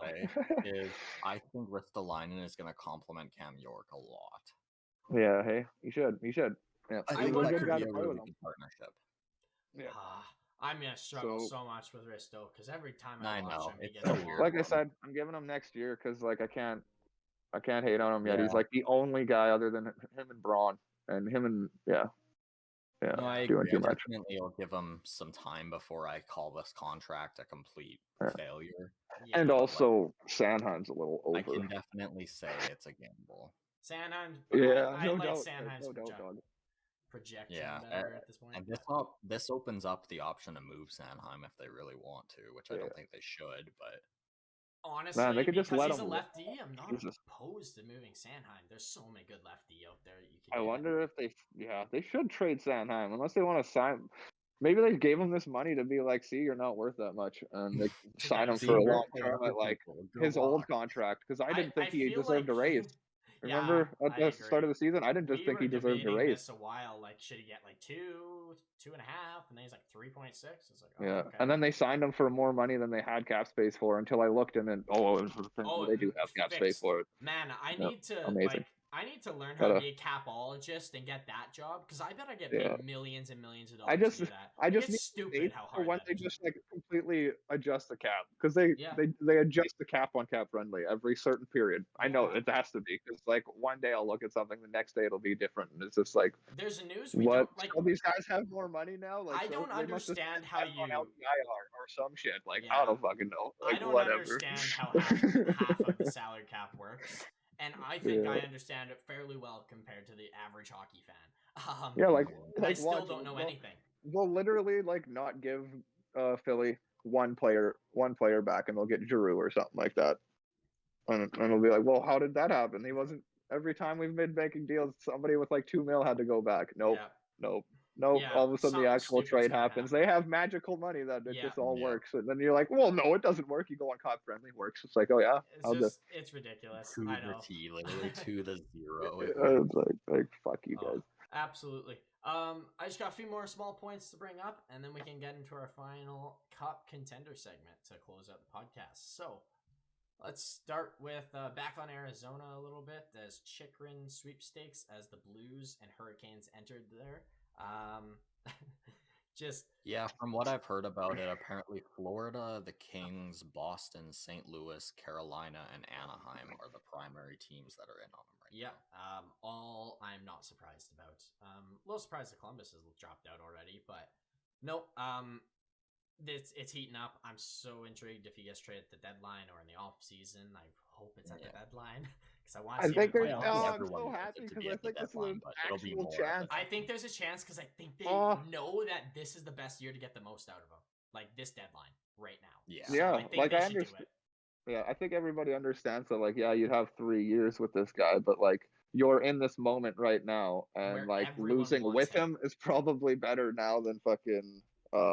Teams giving him a first year than he's worth. That's the big thing. Yeah, you'll get more out of him that you could sell than what he would be worth playing for you. Yeah. Unfortunately. Absolutely. Yeah, like the cool thing is with this, like you can trade this guy after you're done with him. Like you could win a cup in the next 2-3 years and then just trade him at the end of his contract and just laugh. Just absolutely laugh and get walking your money away. Back. Yeah, you'll be able to literally get your yeah, dog.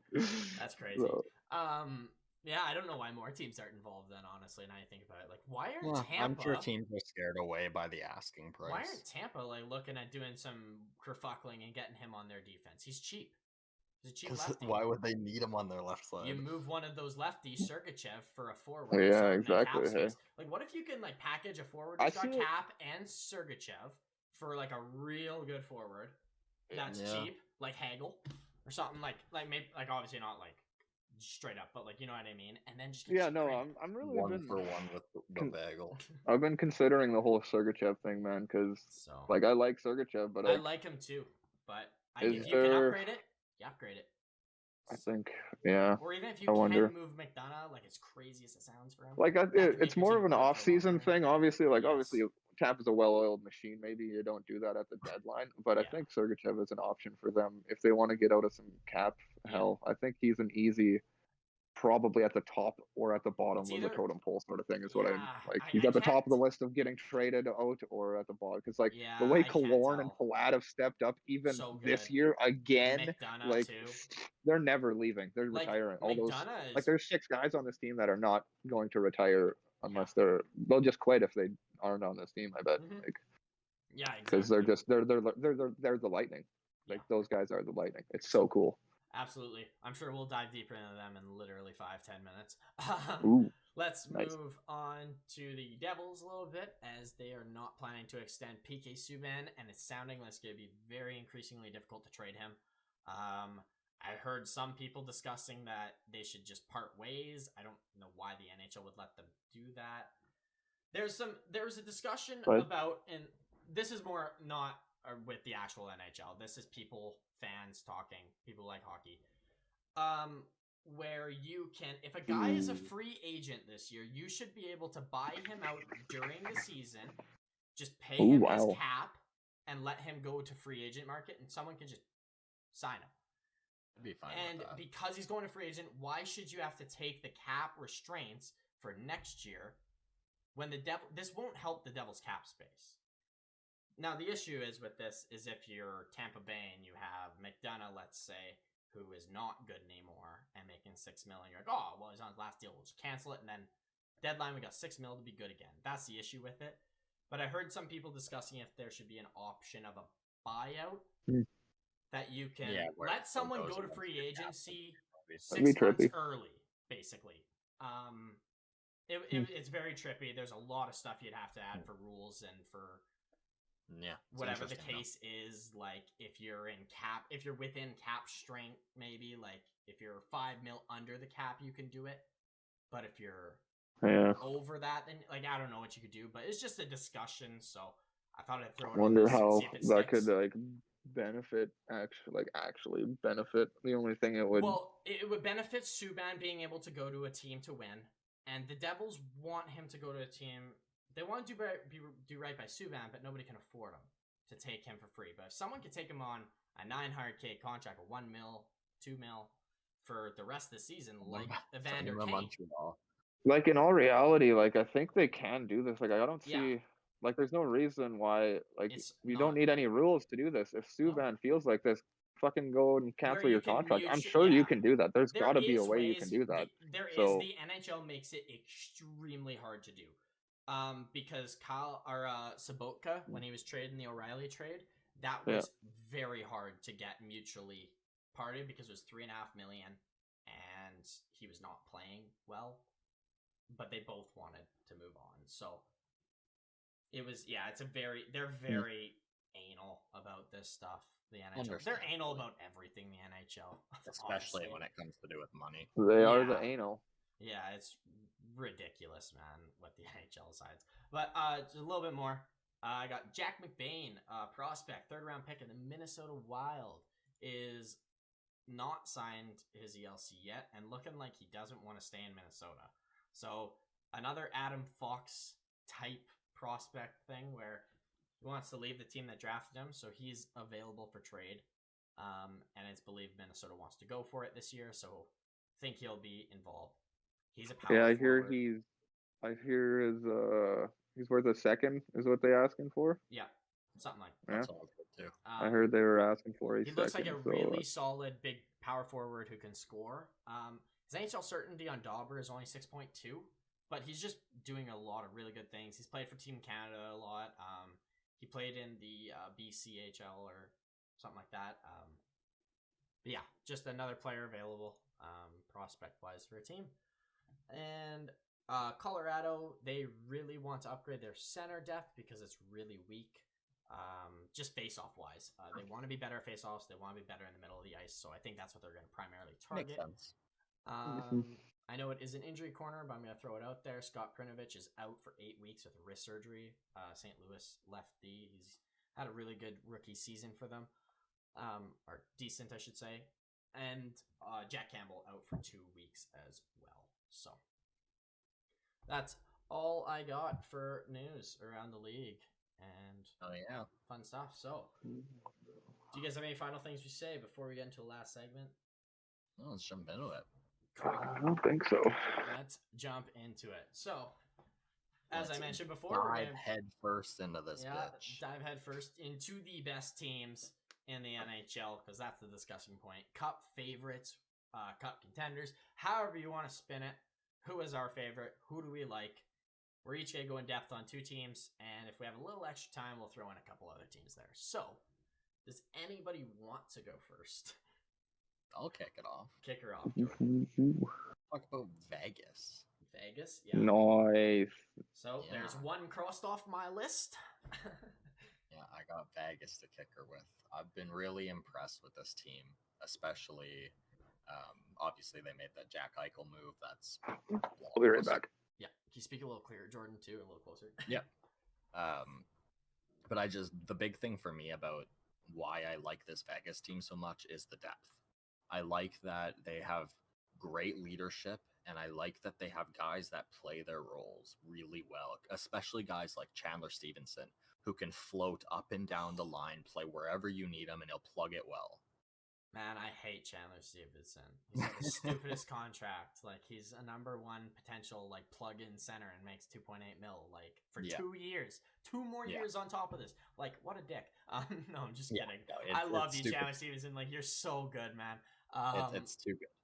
This team is, I agree. Like, their wingers are special. Yeah. And the question's always been, well, is Chandler Stevenson consistently a number 1 center? Well, Jack Eichel is. Yeah. I know Jack that Eichel much. Jack Eichel will be fine. I'm not that worried. I think he's a little good. I think that's why he's paid $10 million a year. Exactly. This team is, my biggest concern is the goaltending. It's not been good enough to what we've come to expect. I'm hoping the playoffs will sure up Leonard. Oh, I definitely hope so. And if not, I guess we get to see Scott Wedgewall in fucking net. Fucking Wedgewall. Wedgewall? Is he claimed by the Knights? I think so. Isn't he on the Knights? He's on the AZ. They got Brissois as their goalie, don't they? Yeah, Briscoe's their backup. Oh yeah, Brisket. Arizona. The I Brisket. was so confused. It's like, wait, did I miss a claim? Like, yeah, no, that's a what I pretty was big thinking claim. of, the Brisket. My bad. No, you're good. I don't dislike Brisket playing though. If Leonard's like no, I think really he can. struggling, I think he can play a game. I think he can step in. I just want Leonard to be good, obviously. For this yeah, team obviously Leonard's your guy. You chose Leonard over Fleury for a reason, so we all want to see Leonard play in the playoffs well. Yeah, they have the best or second best defensive player in the forward in the NHL. Whether you think Mark Stone's the best or like O'Reilly or Bergeron, whatever the case is. Yeah, and I mean quite literally, Mark Stone is one of a kind. There is no other player in this league that you can compare to Mark Stone. Yeah, and then they probably have another position you can't compare is their number one right D in Pietrangelo. Yeah, no Pietrangelo. one plays like Pietrangelo. No. Like there's a reason the guy won a cup already. So he plays the most boring elite game. He's John Tavares on defense. So simple, but it is so smart. Yeah.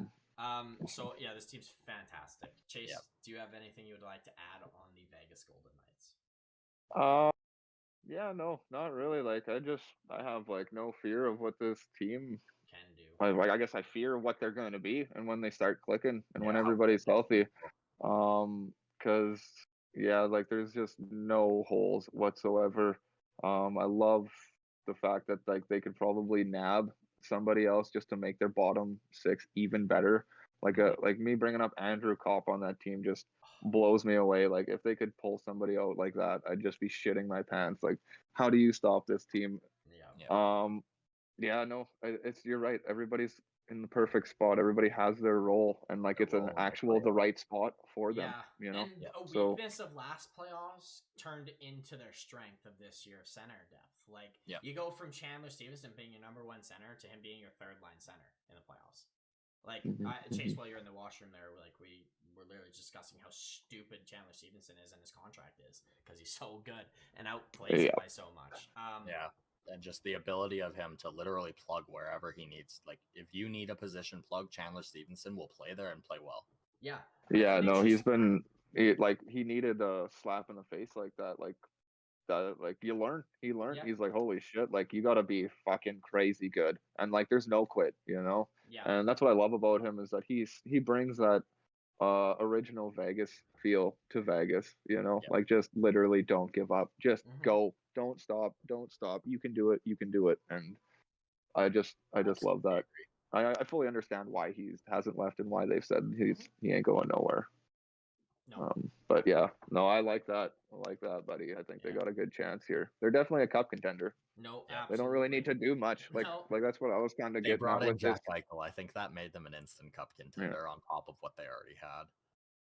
Yeah, exactly. Like the point of like looking at these teams right now is to just be like, well, can they contend right now before the deadline? Hey, like how much of a contender are they? Like Vegas doesn't need anything. They just need a healthy roster. That's what makes it stupid, though. Chemistry and a healthy roster. There's still time to add.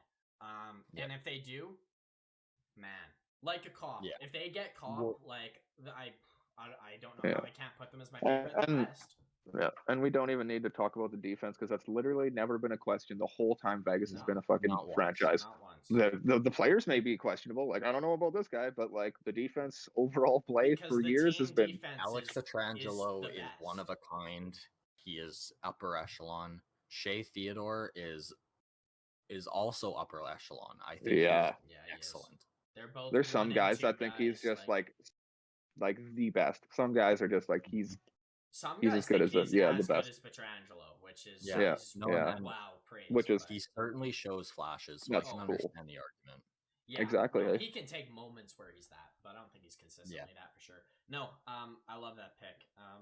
I can jump in by next, and since it's fitting, I'm gonna pick a team that I think is one of the few teams that could dismantle maybe this team in the West, the Calgary Flames. The way they play, the coach they got, the goaltending they got, it's the type of team built to dismantle a Golden Knights team. A very well-teamed defense structure. When Vegas isn't scoring or creating enough, they tend to get frustrated and make bad decisions. And Calgary is a team you don't make bad decisions against, for one, and they will piss you off. They will frustrate you.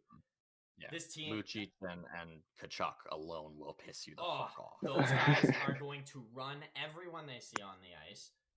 Same with Zadorov and Gabranson. Like, God, so Nikita big. Zadorov has been dropping people this season. He has been so good on that bottom pair for the Flames. Hey. I know. I criticize that. I'd like to throw a hit. I'd like to say something. Seeing what he brings now and the fact that he just like the guy loves throwing the body. He just loves rocking people, and I think that's exactly what the Flames needed on their bottom pair. Just some strength, some exactly, man. Like it's exactly what they needed, and like you can't even upgrade his position. Like he may be making 3.75, but like he's like with Vegas, like these guys are setting their role spots perfectly, like very perfectly. Like his I think I was looking at Zadorov's numbers, like they're not super awesome or whatever, but like you said, with all his physical, like what he brings, it has nothing to numbers. You throw numbers out of the window when you got him on the team. It's how he brings and what he brings to the game. There's certain elements of the game you can't track the stats and numbers. You need to watch and you need to see the impact. You need to and see that's a perfect bottom pair. That right? Zadorov You can't really measure leadership, for example. That's an intangible skill that if you are a great leader, that could up your value alone, even if it doesn't impact your hockey ability. Ryan Getzlaf might get traded. Could potentially get traded for that sole reason if you wanted. Boone Jenner as well. Boone Jenner has most of his value on the. I mean, he's a good hockey player, but the fact that he's so valued is the fact that he's just an unreal leader. Yeah. He's the guy. God, could you imagine him on Calgary? Fuck, would that be cool? Stupid. Oh my Jesus. Monahan for Jenner, straight up. And 7 first-round picks. That third line. Oh my lord. That would be crazy. Jenner and fucking Reach. With this Calgary team, and I think they're going to add a defense, and I think they should go out and get Manson. Looking at right now, seeming how more and more likely he is, he could be so good under Sutter.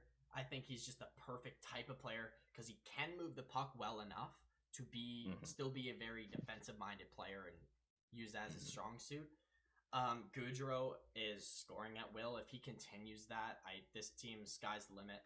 He is my X factor type of this team. He needs to score, and then Markstrom's the second, third best goalie in the NHL this year. So understandably, Jacob when Markstrom he's hot, and he's been hot all year with this team, I just see Jacob Markstrom alone has the ability to deny you a goal in a game. Like single-handedly, he can make it so you do not score a every time goal. we played Calgary, he's denied us 3 fucking pretty damn he will good chances. Single-handedly deny you goals.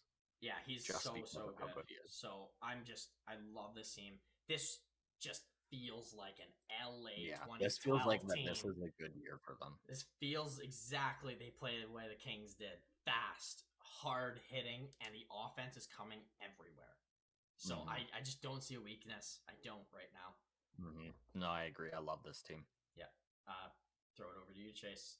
What do you got for your cool cup? Well, I guess I'm gonna stay, since we're theming it out here. We'll stick with the West here, boys. I'm gonna go St. Louis. The Blues, boys. The motherfucking Blues. You can't. There's. What's that? I think we skipped the best team in the West, but that's totally cool. I like the Blues. I love the Blues. Nope. I'm talking about a cup contender. If you want me to bring it up quick, I will say that like you said, with the face-off percentage and shit like that, and that extra help Colorado has, they need that. Like they need that. Yeah, they really need that. Like I don't think you'll win without doing something with that bottom six. You can't. Like I'm not joking, and I won't put them as my cup contender because I will after the deadline when they pick up whoever the fuck they pick up, because they need to do that. Like they're gonna get Arizona showed me. I think they showed me that people will somehow squeeze out of you. Like I don't know why. All they need to do is frustrate you, and that's it. And work hard too. But anyways, let's get to my real team. I think this team's prime and ready. They could go into this without doing anything. And my philosophy on that is because a lot of teams don't have won without crazy good defenses before. And this is already still a pretty good defense. They're only missing like a Lindholm, maybe like another extra fourth defense, like a fourth. D-man, basically. We also Someone to play with Perry-Oak. But the way I'm seeing it and the way it's going, that Krug and Falk line is just stupendous, man. They play so good together. I'm still baffled that works. I still don't know how that works. Like they're good unless they're in Canada. Yeah, in Calgary. But yeah, Canada. That was the best. I'm so happy that happened. Pierogi or Perioko, I can never fucking say his name on the show. Pareko, indeed. It's funny how I say it, like legitimately not on this. That's why I always call him the Yo. There's another hockey card, Chase. Yo-Yo Pieroko. Nico Mikkola is who he's playing with. Throwing a yo-yo and have a guy falling down from getting hit from the yo-yo. Yeah. Sorry. So he's been playing with Nico Mikkola lately, but there's like the old Marco Scandella. I think that top four defense is. I think that top four defense is just Scandella just because he makes so much to be like your seventh guy. If they really want to bolster the defense, I wouldn't. I don't think they'll move him. I don't think. Yeah, I think they need him but I can understand why they would. He's a name that I put on the list that if you do need cap space, he's probably higher. He's one of your first guys that you're of. thinking Yeah, for sure. But no, that's what I'm getting at is I believe in this defense because I know this is going to be the one thing everybody's like they're going to go get a defenseman and that's what they're going to get to make them a cup contender. And I'm not saying they shouldn't, but I do think that they can do this without adding that defenseman, as long as your guys are healthy and solid. But I love Bertuzzo and Mikkola on the bottom pair. Mikkola's been pretty damn good, honestly. He's an older guy. He's not like 20 years old or something. Like this guy been around. So it's right. Yeah, I just like defenseman making the NHL age. Yeah. If you're not, love the dynamic of the defense, and Pareko is way better than. I don't know. Every time people talk about him, it seems like he's gotten better. So that's good for the Blues. First season, every month he gets better. Did everything and scored. He's not scoring anymore, which is not what he does. But he's like he's a fantastic shutdown guy. He will block your shots and he will block you personally. People were talking about Colton Pareko during the Stanley Cup win they had in 19 as the best right-handed defensive defenseman in the NHL. Over Shea Weber at the time, over I don't know how good PK was. I think he had already fallen off, but he was around the time where he's still very good. He was so highly touted, so I don't disagree with you about Pareko. And then let's just get to the forward group. It's absolutely bonkers. Bozak signed that min league deal for a reason because he knows that this team's epic. If I sign a min league deal on this team and play fourth line, we're gonna fucking win the cup again. So yeah, like I said about this third line, Braden Shen, Brandon Saad, and Oscar Sundqvist right now is the third line, which is ridiculous. So they've been talking about him. He is somebody. Oh man, wish the Wings would pick him up. That'd be fucking sweet. I like Sundqvist. I like how he plays. You'd be able to take his whole cap. So hell yeah. But yeah, Ryan O'Reilly. I love Ryan O'Reilly. I'm a big DP fan too. These guys are they're solid players. They're hard to knock down. They're hard to move. They're hard to deal with. They know simple hockey, and they produce that simple hockey. They don't just slip up constantly or something like that. They're one of the more consistent players. When it comes to just normal game, maybe not points wise, obviously there's Connor McDavid. But Ivan Barbashev is a big key to why this team's why I think this team is a Stanley Cup contender. He has been absolutely bonkers. Absolute bonkers on this team. Ivan Barbashev. 53% face-off percentage, so even when he's hitting the dot, he's winning draws. Yeah, what line does he play on? Second? He's right now playing with O'Reilly and Perron on the first line, but he's been middle six. He was playing with Shen sometimes. I thought he was on the third line, but then you mentioned that third line, so. And that's what I'm getting at is that it's really no set lines with this team. They fucking work together. There's 9 guys, and whatever is working, they figure it out and they do it, and that's what I like about this team. Obviously, there's Kyrou, Thomas, and Tarasenko, the magician line, the true reason to why this team can win a cup without adding, because If this line can produce in the playoffs, man, and have those two lines around them, there is just not much you can do to stop this team. Like that line's just absolute madness offensive wise. So if they need a goal and those guys can do this in the playoffs, which they've clearly have shown a little bit of it. I don't see any holes. Like I know the defense isn't amazing. I know they can add and it can be better. But I think they could get by. I think they could get by. I think they should add. I agree with you. I think there's it's about 4 teams in the West that I think are just like better than a lot by a bit. They're certainly good. Just play style.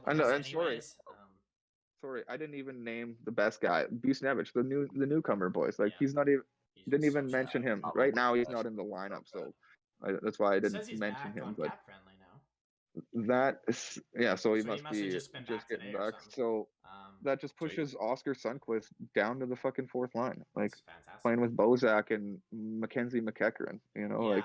No, I think just a D man. I like special teams. Name it. Man, perfect for them. Yeah. Yeah. No, like I said, definitely they're gonna bump it up a little bit, but I don't think they need to. In all reality, I think they could get away with not doing it. But I don't know they will. How they will. You've managed to talk about the Blues being cup contender and didn't even bring up their polarizing subject this season. Who's your goalie? Who are you starting? Who's my goalie? I don't care. One of them. Whoever's playing good. Doesn't matter. Fucking goaltending. Who you think will be your Chris goalie, Osgood, whoever's gonna Chris Osgood this out for me. I think it'll be Bimington probably. I would assume. If not, I don't. Like I said, I don't care who it is. Fair enough. I get that. You're comfortable. I am not scared of goaltending. That is the last thing I am scared of when it comes to this fucking St. Louis team. Like they're that good. They play that style where it doesn't matter who's in the back of the net. We're here to play a hockey game and we're gonna outwork you, So that's what they learned. That's what they learned is that like you can't trust your goalies. They had so much problems for years. Doug Armstrong, I'm pretty sure it's a mentality on this franchise now is that like you never trust your goalie. I don't give a fuck what's going on because we dealt with Halak, Allen. We went through like 7 goalies for like years, Elliott and stuff like that, and they weren't bad. No, but they weren't aces, and they had to deal with making a team good enough to deal with a goalie that's not just outstandingly good. Yes, they won the cup because Bimington stood on his head a little bit, but I think they've gotten better that they don't need their goalie to 100% super duper stand on their head and carry him there. So like you guys said, they'll add a D-man. And this is going to be even harder to beat. For sure. So I agree with you in that. I just think that they need to all be moving. If they're not, some guys just are like half-ass playing in a way, like more than they should be. That's where the issue comes with this team. It's like Vegas. If one guy stops doing his job, then team that we know. Yeah, it needs to be a fluent motion team. That's how they play. Yeah, because this Blues team we know works until the whistle is blown. That they work. Yeah, and they need to do that to be this cup contender team, and we've seen it in 2019. So we've seen it. They won a cup doing it. So yeah, exactly. So I'll throw over to you, Jordan. Or what is your last team? I have got Minnesota. Oh wow! Wow. You think Minnesota could win a cup with the team they have right now? Come on, man. I'm going completely against you on that. There's no way they win without Claude Giroux or somebody actual centerman added on that team to help them in some way. I don't think they could pull it off. I will say you picked the absolute worst week to pick Minnesota as they're like 2-8 in their last 10. Oh yeah, true that. They are doing terrible. I think I was just going to look at the Blues because I think they've lost their last 3 games or something like that. So everybody's probably like, these guys are fucking mad. I think it's just bad timing. They need to make moves doesn't mean they're not a cup contender. Oh, so you're saying that as in like they will make moves? Like I think they're a cup contender. They will make moves. But I think that they have the pieces that if they do make the moves, with the current pieces that they've got, they could win. Yeah, I'm kind of combining both when I think about it. Like I take probably 60% of what the team is now because it's legit what the team is now, and if there is a high like rumors flying everywhere they're trading for something, then I'm put like we all know Minnesota can use a center. That's obviously the number one thing. Apparently they are interested in a goaltender, and those are the only 2 moves that I could see them needing to make. If they make that center move, I think that's the only one that they really need to make. And if they do, I think they're set. because you've got guys like, obviously you've got Kaprizov, you've got Matt Zuccarello, who's having one of the sneakiest seasons of his life where he's performing fantastic. Oh, he's had it. Like, I don't think man. Minnesota, man. It's been the best while. Yeah, like I said in that other epi, just let's get all these Rangers guys on the same team that all left. Like, fuck, that team be good. Jesus. Obviously, they've got the defensive depth. Matt Dumba is a fucking stud. Yeah, and my Galgazi is dope, man. Fucking love Galgazi. Fuck, is he perfect on that team? He was exactly who they needed. Like, impeccably the perfect D-man they needed to replace Ryan Suter for like their game change or game plan change too. Yeah. Unreal. I'm gonna disagree with you because of the options we had. If this was the first team you picked this is my bold pick. This is why I chose this one second, because I think I really like the pieces they have. I do see the necessity of a center, but that's why I, like you said, 60%, 40%. If you get that center Minnesota, you have the pieces. Zuccarello and Kaprizov plus a center. The core that I like enough. I feel the tickle, boys. I feel the tickle with this team. I said it earlier in the year. Like, this is this vibe. Team finally looks like they actually taken a step. They're getting to their boiling point. Yeah, they're not standing in the middle. It doesn't look like they're standing in the middle the way they play. Like, they actually look like they took a step onto like we want to be on this podium. Like, we want to actually compete for you guys, not like possibly beat you in the playoffs. Yeah, so I feel that tickle. I think I wonder. Minnesota fans ride fucking hard. Minnesota fans are some of the best in the NHL. So Minnesota's been the one. If there's one team in the NHL I've wanted to be like amazing for so long, it's Minnesota, because I remember hearing like in movies, TV shows, like anything like that, how Minnesota is a hockey town and how the Golden Gophers. They literally tried to steal the Wings Hockey Town fucking branding thing. I don't know if you have seen video clips, but watch video clips of high school hockey in Minnesota. And the fans are crazy and they're packed for high school level hockey. Something I brought up when they had that outdoor game is that like Justin Hall and these guys wanted to play on the Gophers, like on a call. They didn't think about being an NHL player. They wanted to play on the fucking college team, man. Like, and that's what I found the issue with Minnesota is I wanted them to be the Gophers, like in popularity. Like I wanted the Wild to be exciting. I want to look at the Wild and go, if I'm playing them, like shit. Like I want to see that fan base go nuts because I think they would. So I love it. I love the pick. I love the team. I love the tingle. It is the tingle. I don't think they're a cup contender in the same way as these other teams. Certainly not in the same way as like Calgary and I can't even remember what that team I brought up.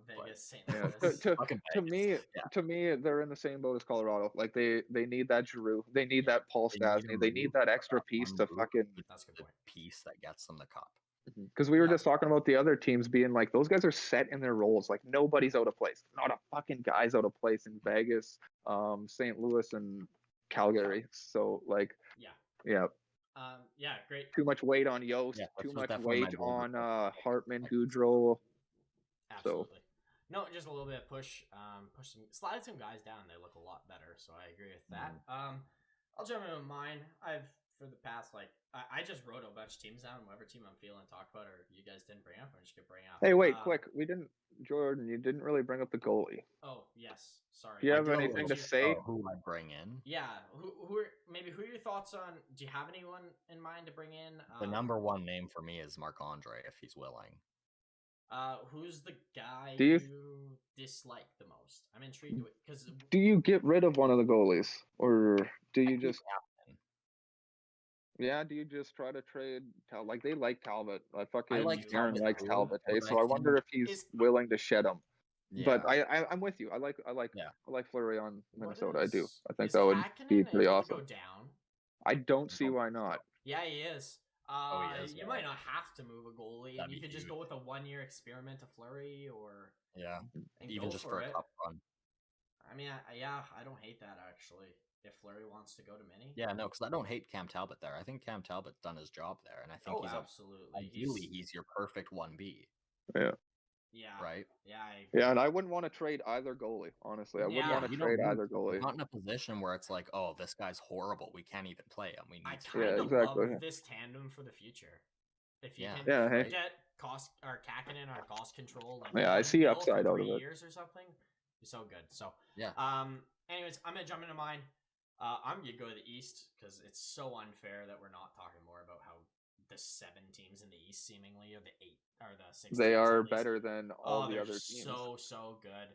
Let's look at this league thing because 1, 2, 3, 4, 5, 6 East teams in the top 7. Yeah, that's the National Hockey League. So that is so dumb. And no one else is. Oh, sorry.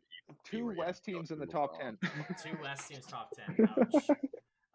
Dude, Boston's almost in 8th. I had them in 8th, I think, at the start of the year because I thought they would just be so great. But I'm surprised they're where they're at, if I'm being honest. But I'm up to nod. I'm gonna fucking lighten it up, those fucking bees. Gonna have to bring them up one of these podcasts because they've been fire. I'm gonna talk about the Panthers. I have to. I have to because they're the team I'm scared of the most in Pittsburgh. I'm gonna tell you, this is between just the East right now. I looked. Their goal difference. They're in first in the East for goals so insane. Or sorry, I'm just gonna go goals for to start. They have 237 goals for. The second team in the East, the Leafs, with 213. They have like 24 more goals than the second most scored team in the Eastern Conference. They've been high. Yeah, dude. Like their differential is plus 70. Like it's fucking crazy. Ridiculous. They score man every time. You score 1 goal, they score 3. That's how they play. That's how it works. It's ridiculous. We're not the type of team to play well against a team like Panthers, who are just 4 lines of constant waves of offense, constant speed. Now, I also think they're going to go all out on the deadline. I think there's 3 teams I have listed as going the highest percent chance in my head of going all out, and they're number 3. So I think the Rangers are 2, and I think Colorado's 1. So I agree. I think they're really going to make something special trade, and they might do something interesting. So I wonder about that. So I'm just holding out hope for that with how good they are. That's why a Chychrun trade's going to happen, right? Because there's Lindholm, Chychrun, and Sherrod. Are those the big 3? I guess Gio too. Yeah, Gio. So there's 3 big teams that need a left-handed D-man, and so this team is so good that bringing in that D-man ideally would put them over the edge from being a cup contender to being a cup favorite. Yeah, I mean, I already know lots of people that put money on this team at the start of the year to win the cup. I don't blame them. I don't blame them. So good offensively. Now, getting into the negative of it, the most negative I can get is Bobrovsky. But I'm still terrified of the prospect of what he can bring. I don't care what team is in front of Bobrovsky. Until you watch that first game or even first 2 games, you don't know what Bobrovsky you've got. I don't know which version you're getting. You can either get the best goalie in the league, or you can get a bottom AHL goalie. Yeah, that. You can get some pretty bad goaltending. Literally, he goes from being the best in the league to being a fish out of water. It is that polarizing. Yeah, he is that inconsistent at times. So, the fact they have that potential in the goaltending already, that's all they need to go right. Everything else works. The high-end potential is just as much there as the low end. So, I'm so scared of this team. But like I said, if they play a Tampa or Carolina, good fucking luck. They're not making it out. It'll be a matchup as hell. But, no, I think it's a fantastic pick. They're already a contender without making a move. So I can definitely agree with that. Kind of already brought Tampa, so I didn't want to talk about the same thing. We know Tampa's a cup favorite. They're back-to-back champions. They're still my favorite. I'll tell you guys my 7 rankings after Chase is done. But Chase, what do you got for your last team? I mean, we're gonna have to throw in a couple other teams after just to throw out there. I want to say a team just because they could really become something scary in the next little bit. Do it. Do it. Go for it. because we'll talk about the ones we know. Yeah, whatever. I'm wrong, anyways. Just know everybody. I'm just saying this because I want to pump their tires because I want to. Arizona. Washington Capitals, boys. Let's go. The Washington Capitals. They can do it. Yeah. They need goaltending. They can do it. It's been, they just need one of those guys to play good, and it's been working more or less all year. Yep. It definitely playoffs. The guy needs to do it from day one. Someone needs to take the net. Yeah. But I'm not super scared of it just because of the flashes of brilliance out of Samsonov. If he can get a run going, awesome. And Vanecek's not young, and I like that. I like that he's not young and how calm and cool and collected he is in the net, even when he's losing and having a bad night. I'll start with the goalies off of that. I also like that they're for the first time going into playoffs in many years, they're an underdog.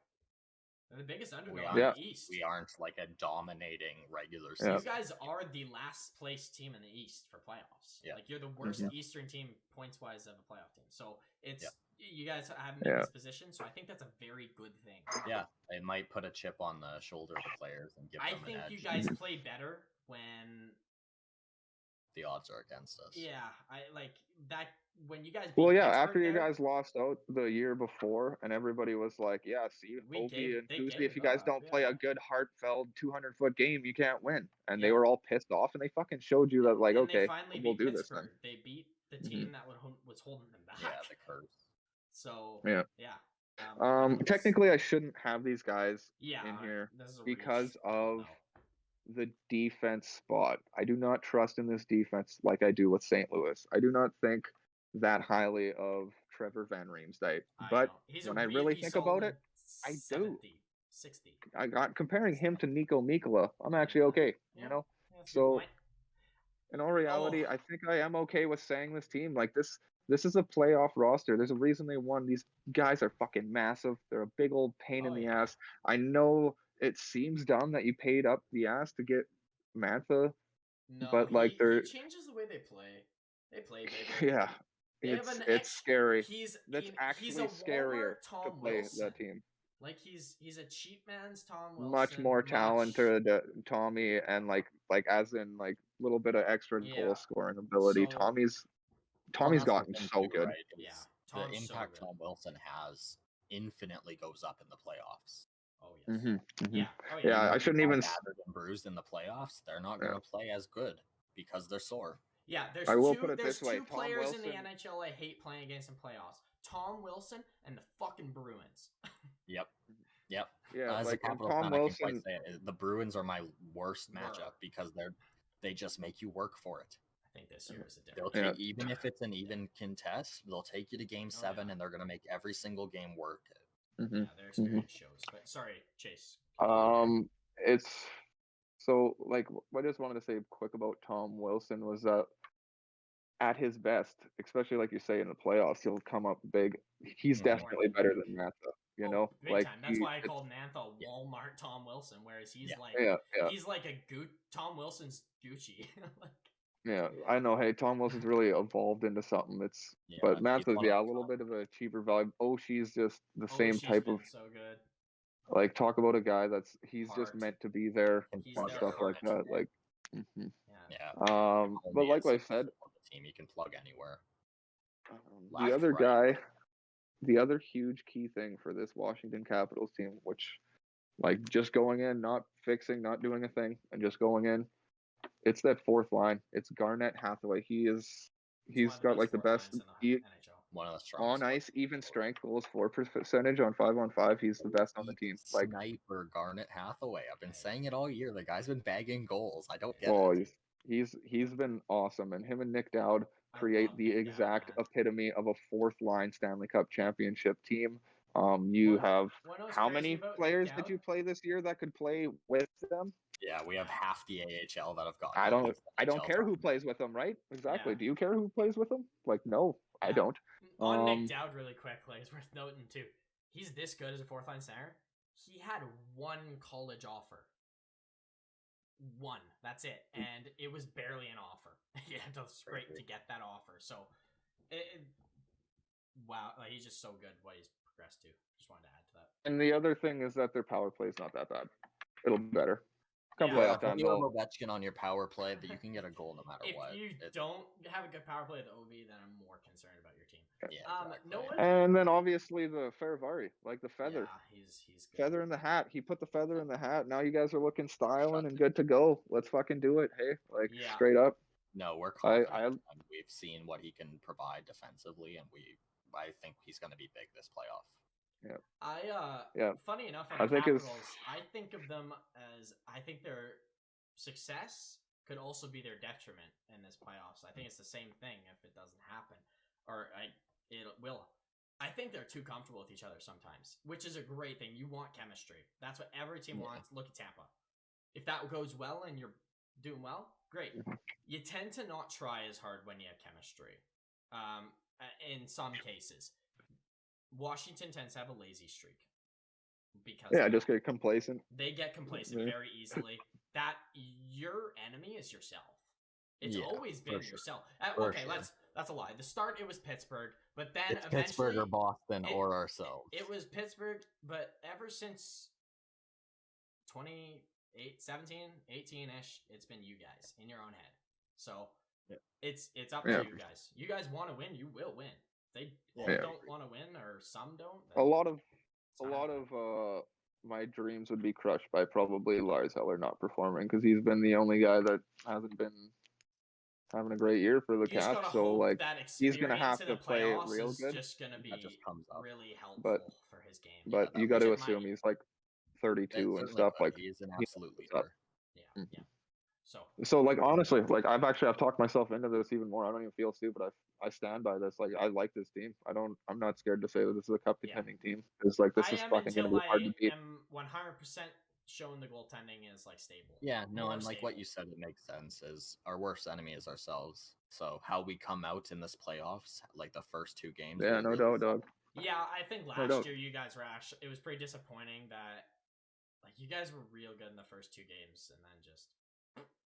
And then we had injury problems, and then they just started working you, out-chancing you, and so your goaltending needs to find itself for sure as the primary. But no, good teams.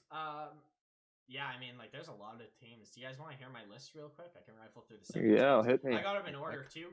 Obviously I didn't talk about them in order because I just want to talk about what I wanted to talk about. So first, I got Tampa. You can't not going for a 3-peat. They're back-to-back champions. They're That's the all you most need. oiled team.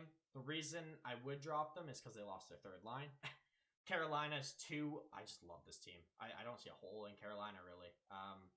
But playoffs will show a hole. It is. I'm just not feeling it as much as I'm feeling it with other teams. So hopefully they show me something. Hopefully they start going on a run. Maybe they get hot going into the playoffs, and then all of a sudden I feel great. This is a team that when they got the coach, man, that's going to bring the best out of them. No, they're going to be a hard out. It's the fact that they can shut down. They're like St. Louis and Washington. I'm bringing those guys up because they can fucking deal with teams. Yep. And that's what you need. This team can deal with whoever you throw at them. And that's big time. I'm just worried about, the actual execution, the actual finish. This team's young. Yes. Number 3, I got Calgary. Daryl Sutter just is blast from the past 2012 right over again. I have never been this high on a Calgary team ever in my life. Oh, I wasn't even close as high on a team as when they got Goudreau got high points. I thought they were overrated that season and being overhyped, and they were. So I think there's something special this year. 4, I got Pittsburgh. They're pretty. Oh no, Rhylan, they weren't overhyped then. They just took the next 2 years off. And now they're back. Now they're back. Yeah. They just needed that Matthew Tkachuk to be the guy. They needed some to marinade. Yeah. I got Pittsburgh at 4. They've won me over in more ways than one. You don't know how hard it was for Penguins to win me over this year because I get that. I'm in my last hurrah with this team. I need to see greatness because I've seen it for so long. I probably should have talked about Pittsburgh instead. The way Pittsburgh can shut a team down and they can quiet down stars is unprecedented. And they come at you in waves of their defensive forwards too, where once they get possession in their offensive zone, you better hope your goalie can hold strong because they're going to get a clean shot. they're gonna get a decent chance. So yeah, the only reason I didn't bring those guys up instead of Washington is the inconsistency your fucking players have. Like I gotta understand it's going great. It's going great this year, but like it's just like the past has been just like you're just definitely somebody's not going to show up. Like 100%, right? Like it almost feels like that's the most guaranteed thing with Pittsburgh. Is somebody's not going to be there for some reason. Penguin not showing up. This is the most confident I've seen Malkin play since we won our last cup. Yeah. Jeff Carter's the best third line center we've seen since Bonino. Nick. So there's just so much. I mean, I'm gonna skip because I could talk about these guys for hours. No, try not to because I know it annoys people. But moving on, I got Florida at 5. Like I said, if they play Pittsburgh, I'm swapping these two. But if they don't, I keep it this way. So Florida at 5, I already mentioned them. They're so good. Colorado 6. I can't not put them in this. They're so good. They're one trade away from being a cup favorite. They are and Nathan McKinnon and Makar are two of my favorite players that can drive a game. It's hard not to bet against them, even though Chase seems to hate them. I agree. They can single-handedly. You said you have them at 5th? I'm at 6th actually. 6? Holy shit! So I even have them a bit low, but you know what? That is pretty low, man. I'd almost put them higher than that. But I don't know. The reason I don't is because Tampa's Tampa, Carolina's Carolina, Calgary just plays that type of game. I think. Yeah, I'd swap them with Pittsburgh and Florida for sure, but that gets a little more debatable. No, I feel you. I feel you. Yeah, it's debatable, but I understand why they're there. Pittsburgh for me is higher. Like I said, the highest bar I had for them, and they've I can understand. Like I said, Pittsburgh has the ability to quiet your stars down, which not a lot of teams have. Absolutely. Number 7, I got Vegas. Like Jordan mentioned, I got everything. Number 8, I got the New York Shesterkins. Yep. For that reason, no other reason. Well, not no other reason. They're a good team. He's just so good this year that he's this good in the playoffs. I don't know how they don't win a round at least. Yeah. Like I genuinely don't see how they lose a round if he plays how he is right now. Because if he stands on his head, he could win it his own. His numbers are better than Carey Price's when he won the Hart. Yeah. His numbers are compared to Jacques Plante. Yeah. That's the furthest back they're comparable. Like you want to hear the numbers here? I think I have them. So I do actually. Shesterkin is currently 2nd in the best single season save percentage in NHL history. Yeah, like the first is the aforementioned Jacques Plante. He had a 9.44 in 1970, 1971. Man. Shesterkin currently is a 9.42 on the season. Yeah, that's stupid. Carey Price, when he won the Hart in 2015, had a 196 goals against and a 933 save percentage. Yeah, so he's like a whole 10%, 11, like 10% higher than Carey Price when Price won the Hart. It is. He's that good. But yeah, that's just my small list of cup favorites in there. My 8. I just threw names out there. A quick final thing on Shesterkin. No goalie has posted a higher save percentage in 50 years. Yep. Yeah, that's so nuts. So good. That says it all. Jesus Christ. That's all I got from mine. Just had to throw it like the Carolinas and Tampa's out there because we didn't. There's some great teams. This year's so good. But yeah, do you guys have any final words to say before I close off this podcast? No, I got mine out. No, I don't think so. Just yeah, boys, this is gonna be pretty interesting deadline here, boys. Very interesting deadline. It's gonna be a war over these guys, man. Holy shit! I'm so excited for war to come because who's getting Giroux, man? It's literally a fight from Colorado and Minnesota to fight each other for whoever gets, unless Florida wants to. Absolutely. So. Thanks for listening. Thanks for watching. Go follow us on social medias on Twitter, Instagram, and YouTube at The Couch on Ice. And watch out for either next or the following podcast. I will have my trade bait board ready for that. So we will start discussing more in depth as it's heating up, boys. So last thing before we go, everybody. Michael Bunting, top of the rookie points. Let's go, Michael Bunting. Michael Bunting for Calder. You hit her first from the Wings fan, but we'll catch you guys later. Peace.